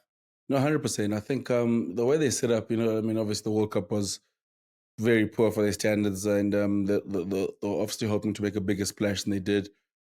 I do think they are set up now to sort of go on a bigger run. I think they've got players who are playing very well domestically.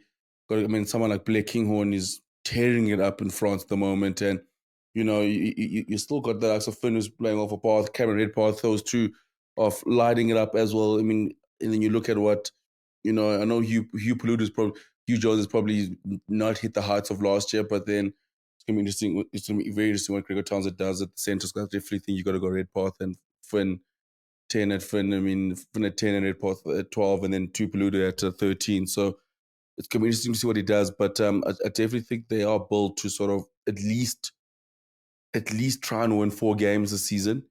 They have France and Ireland at home. They should back themselves to win one of those games because, again, with Scotland, it always feels like there's a ceiling with them. I think I said to Sharky, before the show, they should be the best of the rest.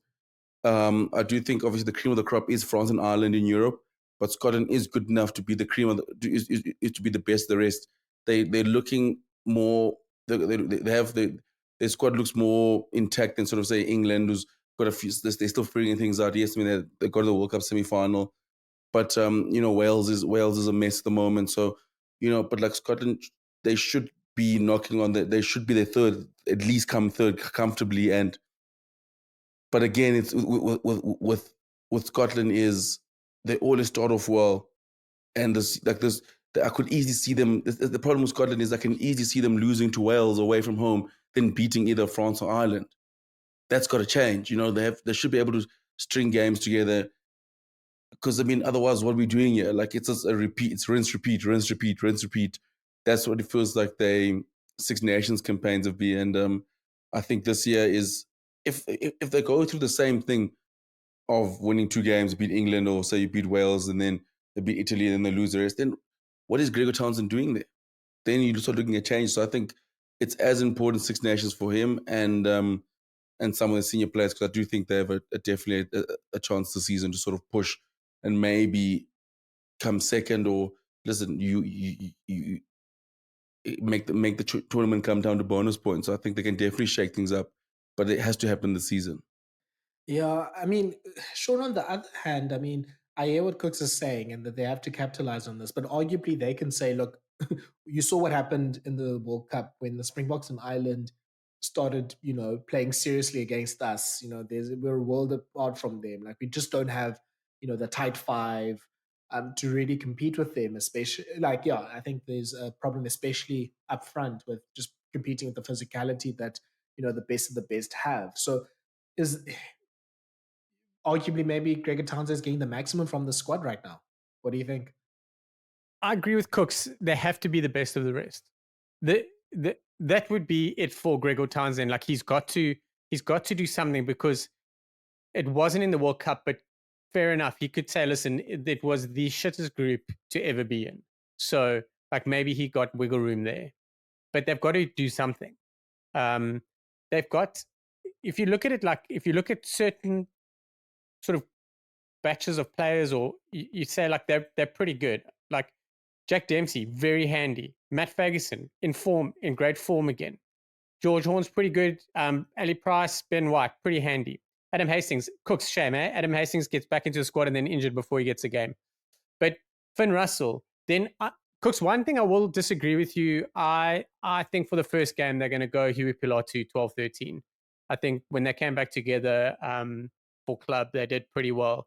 But it's going to be a tough one because Redpath is really playing well, but I think they'll stick to what they're doing. But Thala, Scotland have to do something better. They can't keep being those guys. Not with these players. Like they've lost a couple, fair enough. But even though they've got Alec Hepburn in, who's making his debut, he's played for England before. He's not exactly shit. So they can hold it up in places. And they've got to make do.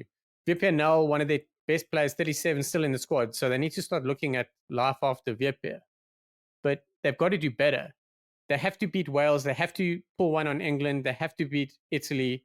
And then, as Cook says, they've got to get something out of one of those two big games. Shaun, I don't even think it's worth asking. I mean, it's not worth asking both of you for your players you're looking forward to. Let me guess. Shaun, you're going to say Carl Steyn. Cooks is going to say Finn Russell. Shaun, prove me wrong. Carl Steyn, what? Watch him. He's going to cook. You see? And Cooks, prove me wrong. Actually, I'm going to Thala. Obviously, white chocolate, Messi of rugby. It's not one to watch. He's going to do his thing. But I am very excited for Blair Kinghorn. I think this move to Toulouse is obviously it's the freedom that he's playing with at the moment, and also the quality of players and what he's learning at Toulouse, and he's absolutely floating at the moment. You had another fantastic game on the weekend. I think in order for Scotland to go to the next level, especially in the backs, he needs to become the next world-class player in that side. I think obviously they had that with when it was Finn and Stuart Hogg. And I think Blair Kinghorn has the chance to be one of the best fullbacks in the world, and the form he's showing. And I think for Scotland to especially at the backs, if he can continue his club form that he showed. And also, I thought he was good last year at 15 as well. I think, when Hogg went out, some people were panic station. I thought, well, you just move Kinghorn to his best position, which is probably 15. And I think if Kinghorn has a great tournament, even close to being up there with player of the tournament, I think Scotland can make a splash for it because he has the ability to be one of the best 15s in the world. And the height, boot, his linking game now. Shocky, you've seen it as well. He's absolutely flying at the moment in the top 14, and arguably one of the signings of the season or the steal of the season from Toulouse, and a player no one expected. I don't know what they're going to do when Tamak comes back, and Ramos has got to obviously move back to 15. It's going to be an absolute fight for that 15 jersey, and that's how well he's been playing. So if we can transfer that form to Scotland, I think Scotland can make a real splash of it. Because I do think their strength lies with the backline. Now, if you're adding another world-class player there, someone on that potential, and you got the two centres, now Redpath as well, three centres. The wings, Dupont is in great form, obviously. It's going to be great to see how Reid goes. And so they do have the players there, but now you're adding someone like Blair Kinghorn in that sort of form that could make them very, very dangerous. Agreed. Kinghorn he's in form that I never, like everyone, like the Scottish were talking about him like he's going to be the next best thing. and he was shifted between 10 and 15, didn't quite reach there, and he went to Toulouse, and he's just like, cool, this is the rugby I want to play. So he's going to be big. What it also does is he solves a massive problem for them as well. I think that because he can operate at 10, they've got a nice kind of 10, 15 sort of playmaker vibe going on there, and with their midfield, so they're going to be in a good space, and they really do have deadly wingers. So it's going to be fun and interesting. Player that I'm also looking forward to in the pack is Matt Fagerson. He's been in pretty good form at the moment. I know him and his butt do something silly every now and then, but that loose trio, I believe Scotland can get that loose trio right with the players that they've got. Bayliss is playing well. Andy Christie, he has to start. He was cooking for Saracens. You can have Christie, Ferguson, and Dempsey as a loose trio. Jamie Ritchie's got to fit in there somewhere, maybe. So there's interesting things happening there. If they can sort their loose trio out, which I think they can, they're three really, really big guys and really dynamic guys. It could be really good for them and to allow their backs to cook. Yeah, I'm scrambling because Shaun stole mine by mentioning Andy Christie, and I was going to talk about the loose four dilemma that I think that Townsend has. I mean, he's still kind of trapped himself by, even though he's taken away the captaincy from Richie. I mean, and I'm not saying Rory Dodge isn't going to be a starter, but like he still has to fit in about 5 or 6 players that are playing well into 3 starting positions and 1 bench position. So Dodge probably is one of them. I think you still go with. I would probably, yeah. It's so difficult because Ferguson has a good argument. Dempsey has to be in the 23. I think he's a pretty good impact player. Christie, I think, is in such good form, he has to be in the 23. So does Richie not even feature? That's going to be, yeah, I mean, that's a big change for a player that's obviously been good. He's been a captain as well.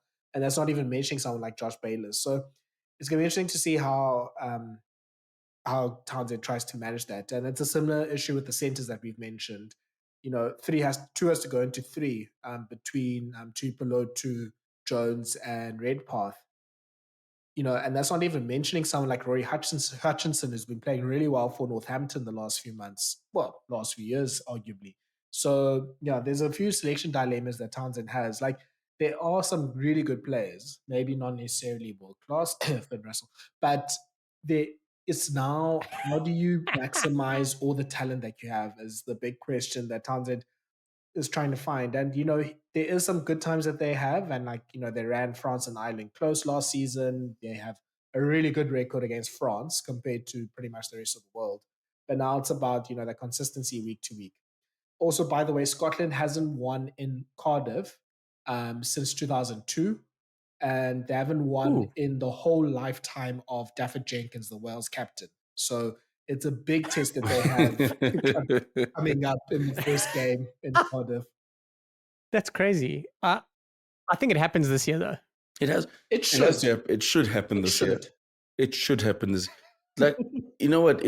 If they lose on Saturday, they should make it out of their pool. If they lose on Saturday to Wales, scrap everything you said about Scotland and just like they just wasted our time again. We'll save it for next year's Six Nations pod and just say the exact same thing.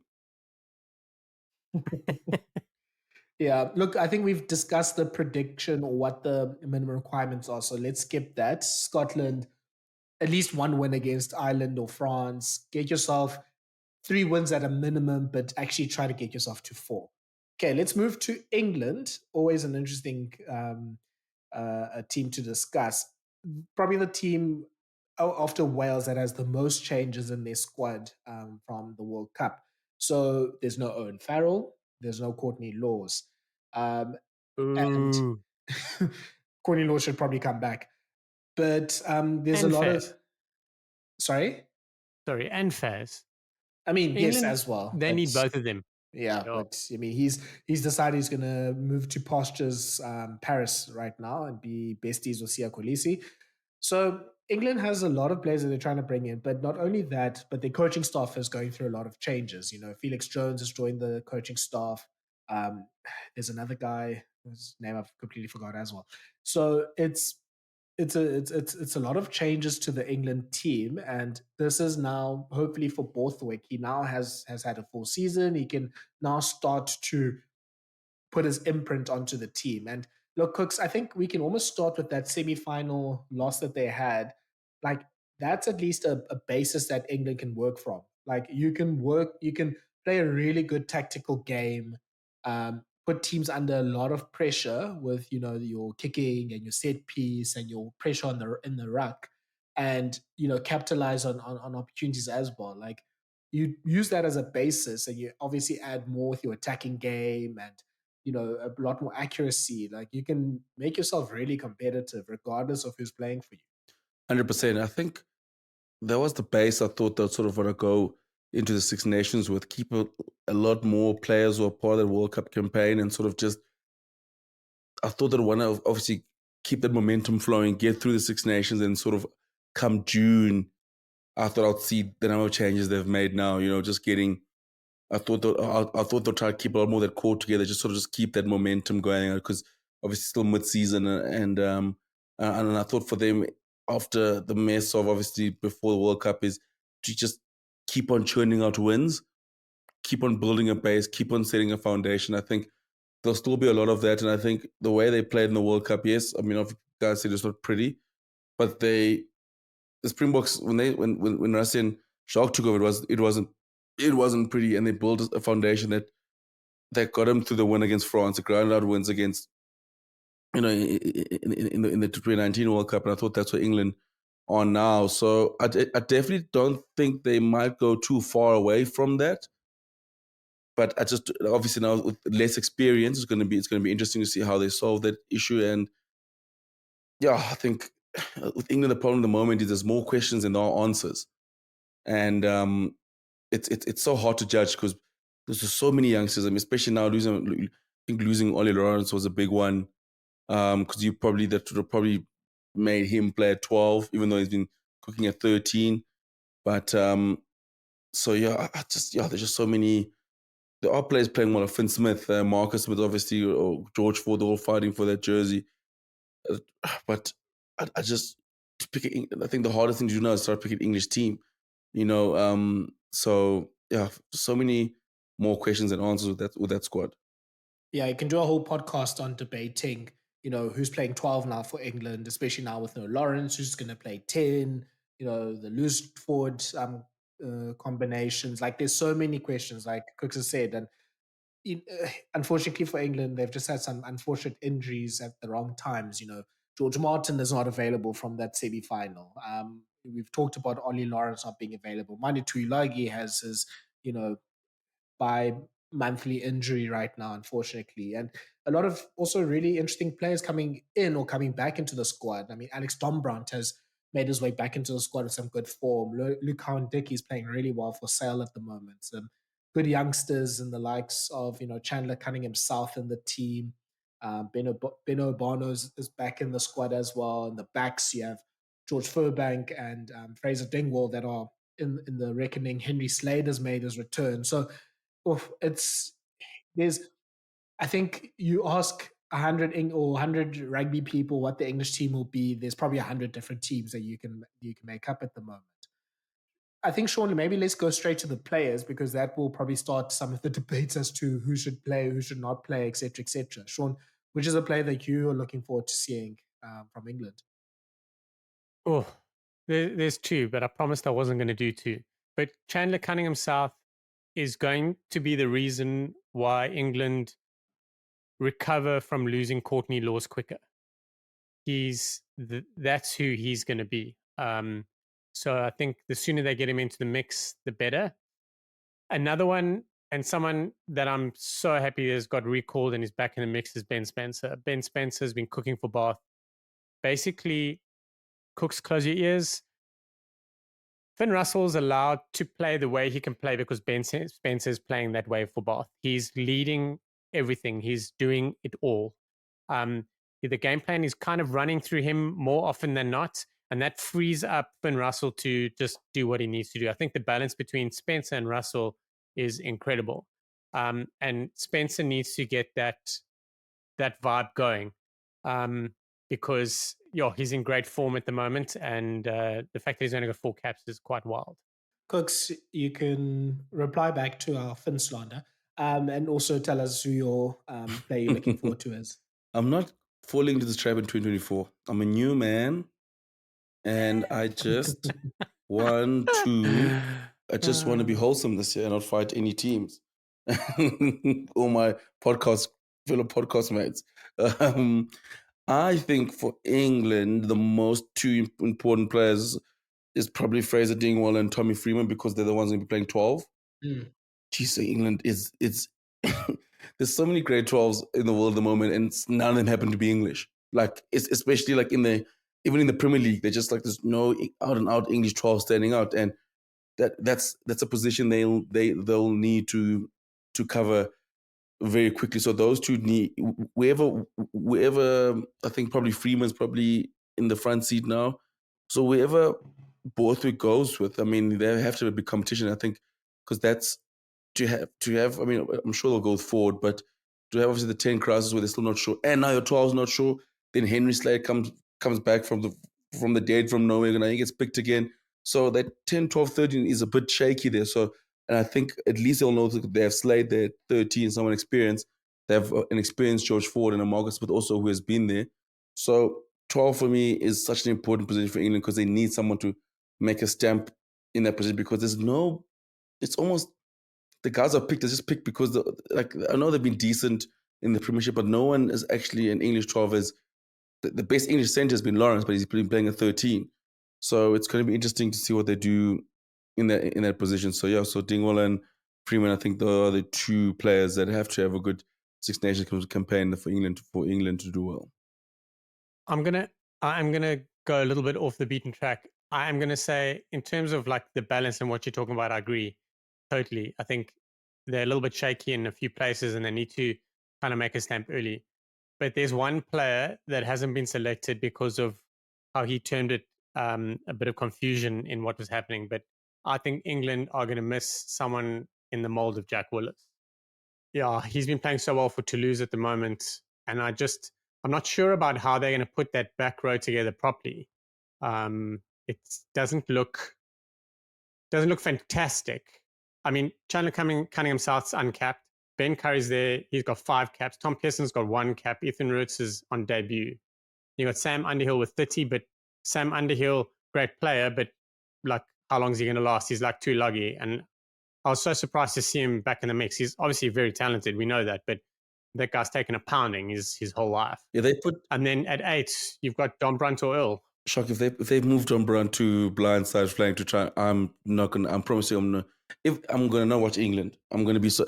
I'm tired of the Don Brunt experiment. Why put that in the universe? Because both could do that. I'm sick and tired of this Don Brunt experiment. We've tried it. We've seen it. Seen the movie. Got the ticket. It's not. It's not working. Don Brunt's an 8. Yeah. Between him and Earl. So he rides the pine because Earl's going to stop. Yeah, Earl has to stop. Blindside, who you got? Chandler Cunningham South. Oh, it's tough.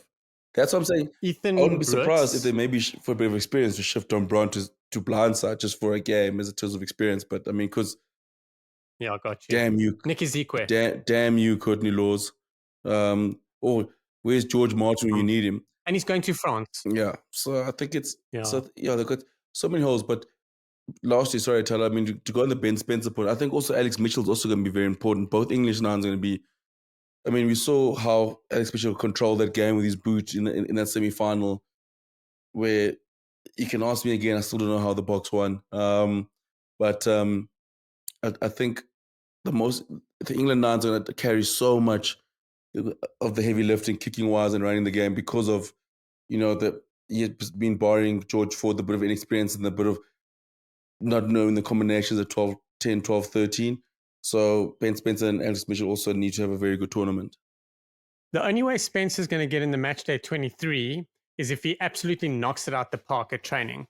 Because Mitchell, not being in the World Cup squad, coming in and starting and just playing so well. And Danny Kerr is also, he's in great form at the moment. Spencer's unfortunately probably third if you're looking at things right now. Like, he has to train out of his socks to get in the match day 23. I'd love him to, because when he gets on the field, he's going to make a hell of a difference.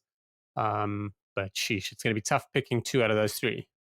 Yeah, I think you guys have covered it quite well with the majority of the squad battles there. Just want to also throw out the possibility of Ollie Chisholm playing at 6 as a potential Maro solution. Toje, the only solution, if they're short of a blind side, they'll start Maro there, surely. Yeah, I mean they don't really have as many locks available as maybe they'd like, but Mm, mm. Isekwe is obviously a 4-6 type of player, but I think it's gonna pretty much be Chisholm and Itoje probably starting with Isekwe coming off the bench. The one other place where there's gonna be an interesting competition is there's no more Carl Sinclair in this squad, so that does open up a place there in tight head, because obviously Carl Sinclair's been pretty much the tight head um, for England, for the last at least 4 or 5 years. Um, and the options are pretty much Dan Cole, who's 81, and Will Stewart, who I don't think I'm not the biggest Will Stewart fan. Oh, and Joe Hayes, obviously from Leicester. I'm not the biggest Stewart and Hayes fan. I think it's probably Cole to start and then Stewart off the bench. But yeah, I wouldn't mind seeing Borthwick try to rotate with the three players, just to see who does have the ability to hold their own, a tight head for the rest of the time. Because essentially where England lost that game was when Carl Sinclair came on and Oxenchair was the reserve Eating who's him, head for the box. having So cake. it pretty much cooked that whole game. So it's going to be interesting what England does their tight head. And look, there are some good young props coming through at England, and they'll. I'm slightly surprised they haven't actually been selected for this squad, but I'm sure they'll be coming in the next few years. But props usually only get good, in their late 20s, early 30s. So it's going to be something But to Dan look Cole must be brilliant. Brilliant, well done. Uh, But yeah, someone we haven't even mentioned is Emmanuel Faye Waboso. Warren Gatland threw another grenade saying, players that choose to play for England instead of playing for Wales must really consider their life choices and all that sort of stuff. And no, did he say that? I yeah, missed it. some Welsh legend also is talking about if you don't want to play for Wales, don't play for Wales, all that sort of stuff. I mean, the dude just wants to finish his medicine degree, and he's currently enrolled at University of Exeter. Because of your dumb rule, Wales, that you can't pick anyone with less than 25 caps, he's tied there. So it's a bit of a fail there from Wales, trying to, I think Gatland is kind of trying to like force the PR into like, you have to play for Wales. Otherwise, England will just use you and lose you basically. So yeah, but we know Gatland's Imagine game he broke right the rules to bring in an uncapped player. Imagine. now. Yeah. Oh, the shit would hit the fan. Yeah, we'll see. I mean, Faye also. I mean, he's been decent, but yeah, we'll see if he can get into the team. So England, their Six Nations run is they start in Rome against Italy, then they host Wales the next weekend, then they travel to Murrayfield for the Calcutta Cup. Then the last two games are Ireland at home and France away. So that is three away games for England in France, Scotland, and in Italy. Cooks, what's the pass mark for them? Thala, this is probably the toughest one of all. I think, yeah, probably 3 wins. I don't think they're good enough to beat Ireland or France. So I think they'll be looking to obviously again be best the race with Scotland. I do think they're slightly better. Yeah, them and Wales, either or, but I'm gonna say they should win 3. I think that should be the pass mark. But I mean, for them, the Six Nations probably is not as important as for most sides in terms of winning it. I think obviously just carrying the momentum from the World Cup and just building some more depth. Um, yeah, they I feel like this is the real start of the Stuart Borthwick project. I think last season, obviously, he just put together a game plan to get them to the World Cup, but they're on step one of the Borthwick run, and they are quite far behind other teams in terms of quality and combinations. Yeah, you know what? I think this for them. This is almost a free hit. Like they earned, I think, just enough credit with that semi-final loss that, you know what, England would understand as long as the performances keep improving if they get 2 or 3 wins. Like relatively close losses that show that England does have a game plan, that, you know, their players are being played in the right positions, that there is at least some attempt to use the talents that they have with the likes of Marcus Smith and such. You know, that will Borthwick, I think, has this Six Nations as a bit of a free hit, and then, you know, they've got a small match of New Zealand July, but at least for now, the main thing is just improve on performance and try to find some answers in these positions. Like we've talked about a few of their selection dilemmas. This is almost an experimentational Six Nations. You can kind of rely on that Eddie Jones, we bought him for the World Cup excuse for the Six Nations at least. Shaun?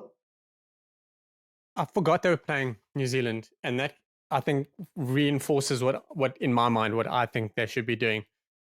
They absolutely need to have fun in the Six Nations. They need to not be stuck in that work mode, in that, oh, there's a cloud over my head, I'm having a shit time at work vibe. Like they really need to build on what happened in the World Cup, and they need to have fun. They need to find themselves again. They need to just kind of settle as a group. What I will say, I think England will be the reason why France or Ireland don't win the Six Nations. Whether they take points off them or they draw, or whether there's a draw or something happens, I think England are going to be the reason why. And they need to have fun, and they need to enjoy it, because they're going to have to go to New Zealand. And as fun as it's going to be, remember, going away, they get away from all the shit. They've basically been a chip and a putt away from home for a couple of years now, just getting abused. So I think going to New Zealand will be fun for them, regardless of the results. I think, like when the Super Rugby teams in South Africa were just getting pasted, it was really nice to go overseas for 5 weeks sometimes, you know? So that's where I think England are going to be in the mix. But yeah, they'll be finishing third will be important for them. It's going to be interesting to see how them and Scotland go about things in the next few months. So with our fifth team now, which is Wales, which it's going to be very difficult to talk through this team because there's a lot of unknowns here. But essentially, you know, anyone that you knew from Wales from like the 2010s, they're pretty much all out. You know, either retired or they're not being picked anymore. They've moved out of Wales, etc., etc. And there's a lot of youngsters. So if you're a URC fan, you're gonna probably know some of the names that could feature for Wales. And it's clear, especially from what Gatlin's saying in interviews and such, and making Dafford Jenkins as captain. And, you know, he's, you know, some of the young players that Gatlin could have picked, like Jack Morgan and Dowie Lake, he couldn't even pick for this Six Nations. But it's clear that Gatlin is trying, this is the first step into a 4-year cycle. Gatlin has made it clear. He's talked about it quite explicitly that he's building to 2027. Like, he's pretty much given the message out to the fans that, you know what, this is just the start of the run here, and we are trying to build experience and build a team that can go far over the next 4 years. So you have to be patient with that.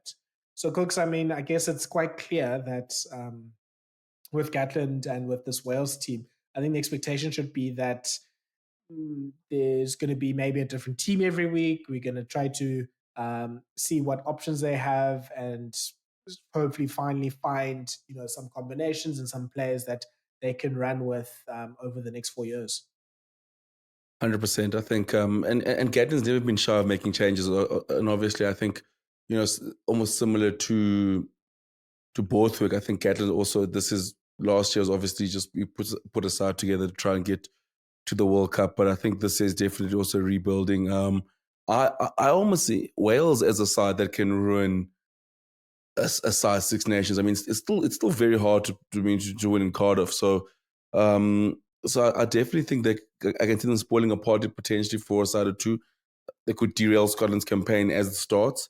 So I think they'll still be very dangerous. I mean, there's still enough quality in there. I mean, they lose. I mean, we've still with Wainwright and Tommy Turnovers, Tommy Raffle, still two high quality players in there. And then you're still I mean, George North is the last kicks of a dying horse there. He's still around, but I mean, there are some youngsters who put their hands up in the in the URC. So at the URC, and obviously some guys for Cardiff. I mean, who are the most unlikeliest team to be playing in the Champions Cup, um, but it's a hard one, especially when the coach says, "Listen, guys, we are rebuilding." But I've always figured with Warren Gatland, he's always one. I hope this year is actually wants to stay in the job and not going. Actually, and they've told him all the disadvantages and all the messes he inherited, and he's actually keen to stay on the job. Um, and Gatland's always good for one big win a season.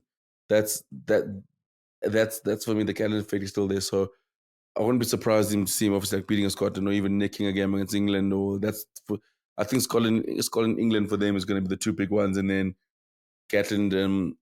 Yeah, I just can't see them obviously winning a game against France and Ireland. And not losing to Italy, of course. Shaun, yeah, as Kooks has said, there's still a lot of quality players in the squad, players that are doing well in their clubs all around Europe. You know, Will Rowlands is back in the squad now. We know how good Adam Beard is. Kooks has mentioned Rafael. You know, they've got really a nice scrum half group. You know, with Davies, Hardy, and Williams. Josh Adams is still a factor. Nick Tompkins is obviously, you know, you love him as a player as well. So, you know, there is the bones of a pretty good team on there, but just if Wales has an injury crisis, it's almost over for them. Yeah, they've got that good starting 15, but then after that they struggle.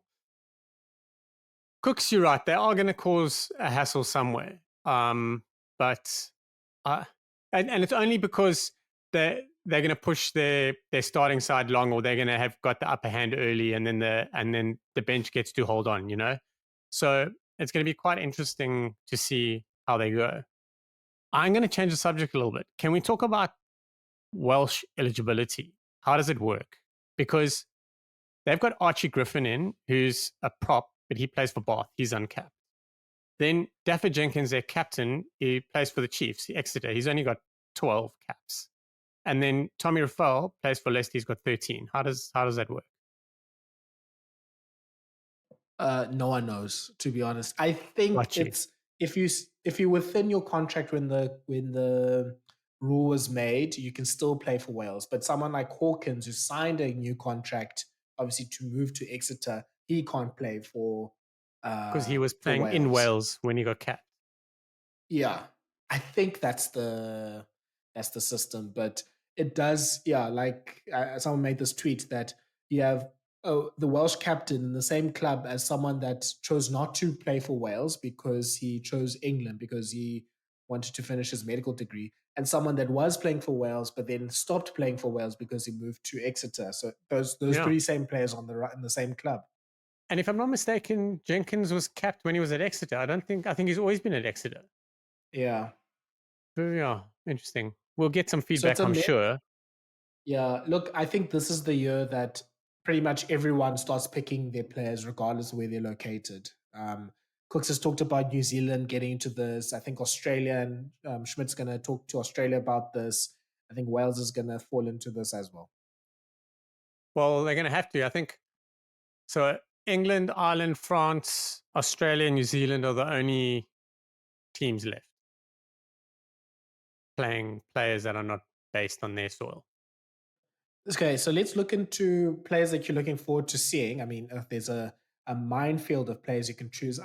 I've heard a few things about this Mackenzie Martin that plays for Cardiff. That was my guy. That was my guy. Okay, Shaun, I'll let you go for it. Okay, my guy. You probably might have heard of him, but Mackenzie Martin. He's uncapped.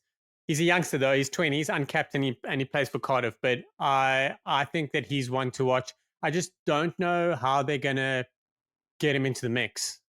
You see, so that's the thing that I'm interested in how they get him to play. But when he does come on, I think he's going to make a difference.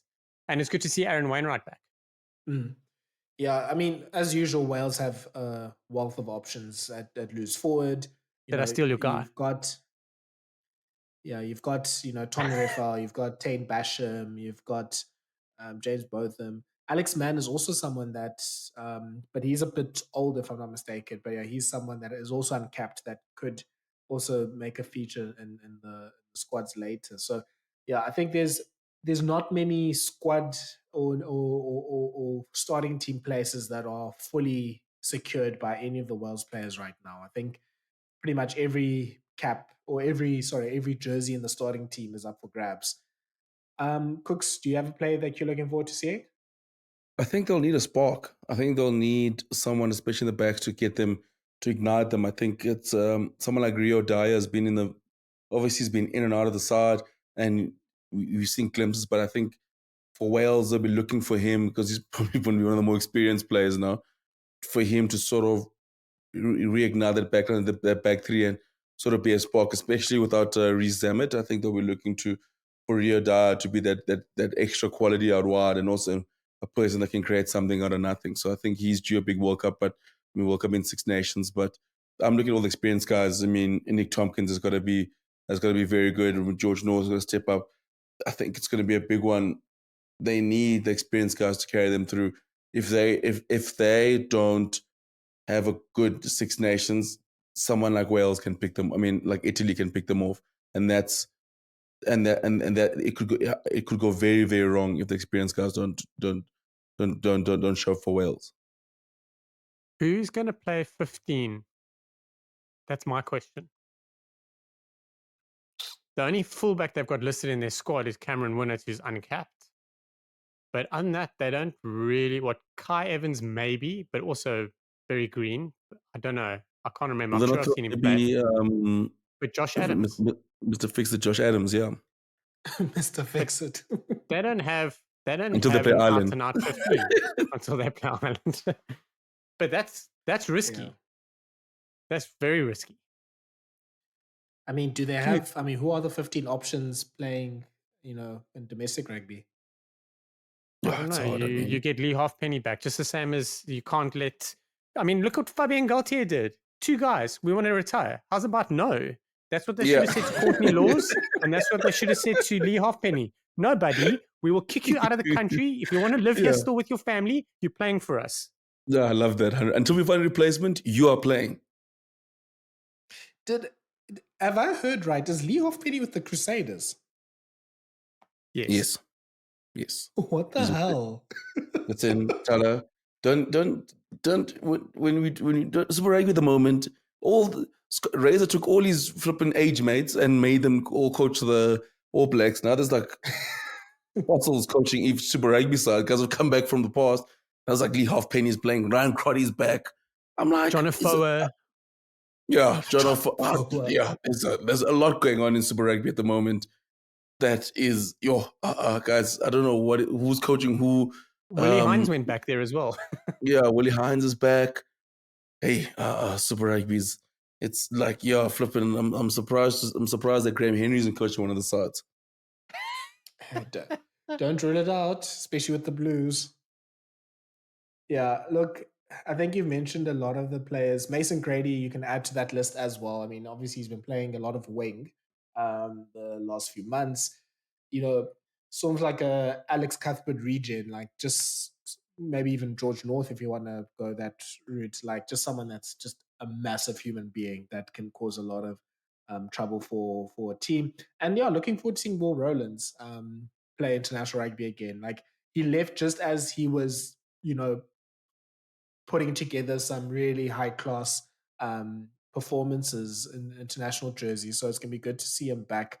I mean, between Jenkins, Rowlands, and Beard, you've got a good rotation of locks there. Obviously, Jenkins is the captain and the young player, but between Rowlands and Beard, you've got really, really good locks. I mean, pity about their front row. There's like absolutely no one left. Like, I think their tight heads all aren't starters for their club teams or something crazy like that. So, Gatland fat shamed the props away from Wales.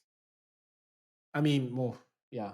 Let's not go into the pre-World Cup camp, which was the most horrible, the worst series of Survivor I think we've ever seen. Was that World Cup camp? Eddie Jones, hold my beer. I just want to. Cheese. This is my back 3 lineup for Wales this weekend. Mason Grady, the one wing, Ria Dyer the other wing, Josh Adams at 15. It's the only way I think it'll work. Oh, yeah, that sounds like something Ireland and France will completely tear up. Speaking of, in terms of expectations, Wales, their Six Nations journey is they hosting Scotland. They then go to Twickenham to play England, then away again to play Ireland, and then their last two games are home games against France and Italy. So three home games for them. Um, their two away games are England and Ireland. Cooks, I can only really see them having one win here. Yeah, me too. And Think and look, to, I mean, we'll talk about Italy just now. Maybe not even that. yeah, not even that. No, 100%. Italy bare minimum. Two would be great. Three is a bonus. I think that will be three is a big bonus. So I think there'll be around 2 wins. I think the 2 wins, yeah, I could see them knocking off. So I mean, the 2 wins obviously between Wales and Scotland. I mean, England and Scotland. That's the two big ones that we're targeting. But yeah, I think it could be a tough one campaign for Wales, humding against Italy. Shaun, do you have a bit more hope that they can maybe pull something out? Especially Scotland and England, we know that they can get mesmerized by Wales's bullshit and lose a game against them. That you mentioned the record about Scotland in Wales, so there's that. But I think what will define the Six Nations for Wales, obviously not losing to Italy is one of them, but the big one I think is beat England. I think if they can kind of get by, like beat Italy, get by against Scotland, maybe win, and then I think they'll want to target England at Twickenham. They'd love it. And they've done it before. So that would probably be their benchmark. Yeah, look, England win, I think pretty much that's a great Six Nations for them. Let's go to Italy. And Italy, the main change they made is to their coach. So Gonzalo Casado comes in, and their squad is more or less the squad that they had in the World Cup. You know, some players that were injured, like Menoncello coming back. But yeah, pretty much the players are playing well in for Benetton and Zebre and all over the world at the moment. Cooks, yeah, I mean, Italy's last two games were not good, to say the very least. Gonzalo Casado was asked about that and how you would sort of build or like go away from that, and I think he was trying to like, if he had the words, he would have said like, you must get that thing from the Men in Black and just make the Italy players just forget about those two games. I The don't blame him. neuralizer. The Yeah, neuralizer. Get your sunnies I on. don't. I don't blame him at all. I think that's what those last two games is put in a blender, put a blender all together, mix it up, and never ever see it again. I think Italy's got a chance to win 2 games here. I think that's the standard for them because you look at they don't have as many changes as say England or say Wales. New coach, obviously. I think Kieran Crowder did a good job. I think Gonzalo Casado is inheriting a good squad that could be hurt from their World Cup campaign that didn't do as well as well as they wanted to do, so that they'll be hurting from that. And I think he's going to demand a lot more from them. And I definitely think if I'm Italy, one win definitely against Wales, but I mean England. That's the one they're probably looking at like, oh, we can do something there. And yeah, especially now with how good Benetton is playing and Zebre are playing, like they've really improved in the URC, and some of their best players are really big key players in their clubs as well. You know, the Tommaso Allens and Paolo Garbisis are, you know, leading players for in the top 14. Shaun, I think moving to, you know, I think the main thing about Italy that was an issue last year was they just refused to kick. And they had like a 10-20 minutes period of just forgetting how to play rugby, which let in, you know, the other teams to beat them. Yeah, that's very true. I forgot about that. There are so many times where you're like, if you just kick the ball away, you'll probably do better. There's a lot of changes that are going to happen. And as Cooks mentioned, and all of us knows, is Quesada have I pronounced that? I probably abused that, but anyway, my apologies. He's inherited a quality side, a good squad, a bunch of players that have got a good vibe amongst themselves, and I think that is so important with a lot of things. The only thing that could go wrong is if they're not gelling too well with him. That could change the dynamic, but we obviously want to build on what they've done, and they announced him to take over before the World Cup. So there's obviously they're hoping and they're probably seeing that it'll be a good fit. They have a real chance of winning 2 games. The thing is if you look at Wales, if you look at England, they're a little bit mentally weak at the moment. And so are Italy if you get on top of them early. But if you don't get on top of them early, they are going to they're going to stay in the game. That side that if they stay in the game, that they've got all the chances to win it. You've got to get rid of them really early. If you put your thumb on them and you squish them early, you will be in a good place. But the thing about the Italian side is you could score 21 points against them and they could score 21 or 25 afterwards. They do have that in them, which makes it exciting. And it's great for the Six Nations because people want to watch the Italy games. So England, Italy, Wales, Italy, Scotland, Italy are going to be well-watched games because the non-fans of the other teams they're going to be hoping Italy are winning. So I think it's going to be a good Six Nations for them. Okay, Shaun, player that you're looking forward to watching. A new South African has been named in the side, Ross Vincent. I'm looking forward to seeing him get in the mix and increase our Saffers Abroad internationals. So just tell us very quickly about Vincent. Like, he plays for Exeter. What kind of player is he? No idea. He was born in he was born in Joburg. Great analysis. He played under 20s for Italy. I've watched him a couple of times for Exeter, but yeah, very handy. So looking forward to it. I hope that was good enough. Yeah. He went to Bishops. That was the other thing I know. Yeah, I think he might be someone that could be in that loose trio for Italy. But I mean, they've got a lot of talent with Lamaro, Zulani, etc., etc. Kooks, who are you looking forward to seeing? I think the big one has to be for me is a Monty Ione making a little player of the tournament charge. Yes. I think yes. that's going to be a big one. I think obviously we saw last year they got the ability to score tries, and Monty's going to be a big key in that. So that's my guy. Yeah, love it. If Ross wasn't in the squad, he was my man. I love watching Monty play. He's got such a vibe about him. Yeah, I mean, he's also been quite good for Leon as well, like causing some havoc there. I will go for Lorenzo Canoni, who's I think we've had Angus on the pod a few times at Analyst Gus. Obviously just a stat head for anything rugby related, and he was talking about effective ball carriers, and Canoni was the one that was, had like high number of carries and was beating defenders per carry and had a lot of meters. Like he was basically near the top of all of those categories. So he's effectively pretty much the best carrier in the URC. He's only 22, which is ridiculous. Like he's got so much growth that he can get as a number 8 in the international level, and he's someone that can really be in that best 8 in the world conversation really sooner rather than later, actually. So he's someone that is a really good carrier. He's someone that is obviously great with the ball in hand as well. He does all of his basics too.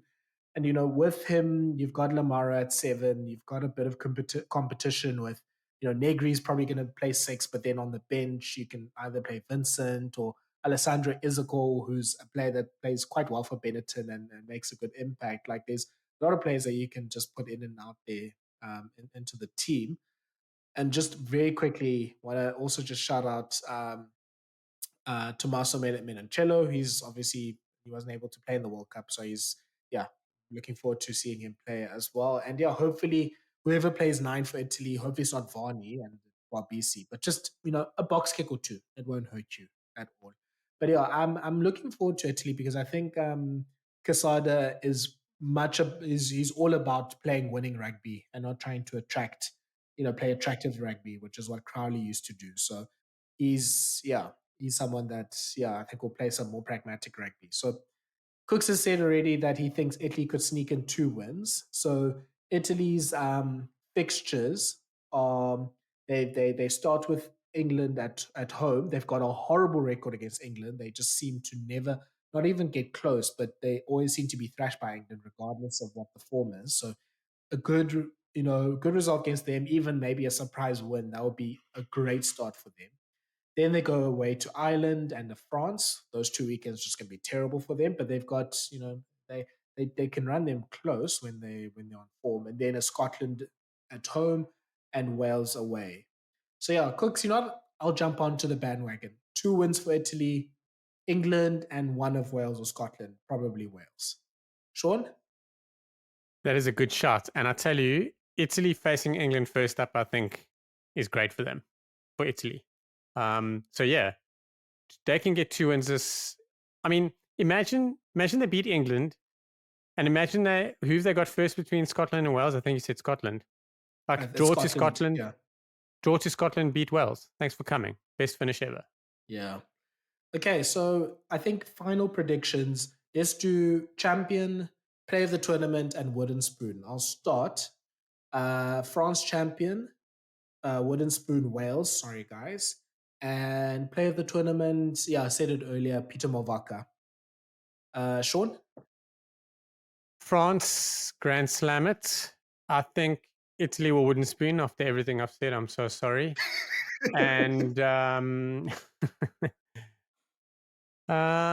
sheesh. Bilberry, player of the tournament. Ooh, I like it. And then Cooks. Ooh, France Grand Slam. Wales. Yes, boy. Yes. No, I'm going to be tricky. No, Wales. I was going to say England, but no, I'm being spicy. Wales Wooden Spoon. Gregory Aldrit, player of the tournament, and World Rugby Player of the Year 2024. That's my statement. I like it. Yeah, look, Six Nations owes him one because one of the Dupont ones was given to him. Dupont. Sorry, Dupont player of the tournament. Dupont. After playing in the Sevens World Cup. Oh, by the way, all he needs to do is just go to a single practice, and he's going to be nominated for. They just need to see him in the stands. If they just see him in the stands for one game. Yeah. And also, don't forget, you'll be nominated for Sevens Player of the Year next year already. That's one name in already. So I think I'm telling you, Aldrit, Six Nations Player of the Year and World Rugby Player of the tournament and World Rugby Player of the Year. Damien Vetters of 2025. Book it. It's coming. It's happening. I like it. I'm foretelling this. Yeah, actually, that also would be a good first phase, Shaun. Yeah, there's been a lot of ideas today, but predict your 4 World Player of the Years for the next 4 years. That'll be really nice as well. One is going to be Dupont. That's going to happen. So predict 3. One is going to be Dupont one of those years. Yeah. And will a South African win one? That's also the big question from the next few years. Cooks, and when will props get recognized? Oh, no, that's not happening. We don't do that in rugby. Ox will be the first. Jeez, I'd love that. I would love that. If Furlong, who's pretty much the most popular prop that has played in the last 10 or 20 years, if he doesn't win one or hasn't even gone close to being even nominated, then I don't know if Ox will ever. But does he like cake? He likes spuds, which is almost as important. Guys, let's end it off there. We've got a few predictions. We are all going Le Bleu to win the Six Nations. I think maybe not a Grand Slam, but I can see the road to the Grand Slam. We've talked about a few players that we're looking forward to seeing, and some of the things are happening in all of these teams. So let's end it off there. And we want to thank you for listening to the Rugby Bits podcast. We're gonna definitely have we're gonna probably pick up the podcast recording rates, especially when we have Six Nations to talk about and to discuss now. There'll be still some smattering of domestic rugby happening. Cooks' favorite tournament, the Super Rugby, is about to start as well. We're going to see if Lee Halfpenny and Ryan Crotty can drive Crusaders to the 8th one in a row. There's a lot to look forward to. So thank you so much for supporting us. Thank you for following us on social media. Please like, share, and subscribe to the podcast and whatever podcast provider that you use. And please tell anyone that's a rugby fan about our lovely show. And we will definitely talk to you later this week. Bye-bye. Bye. Cheers, guys.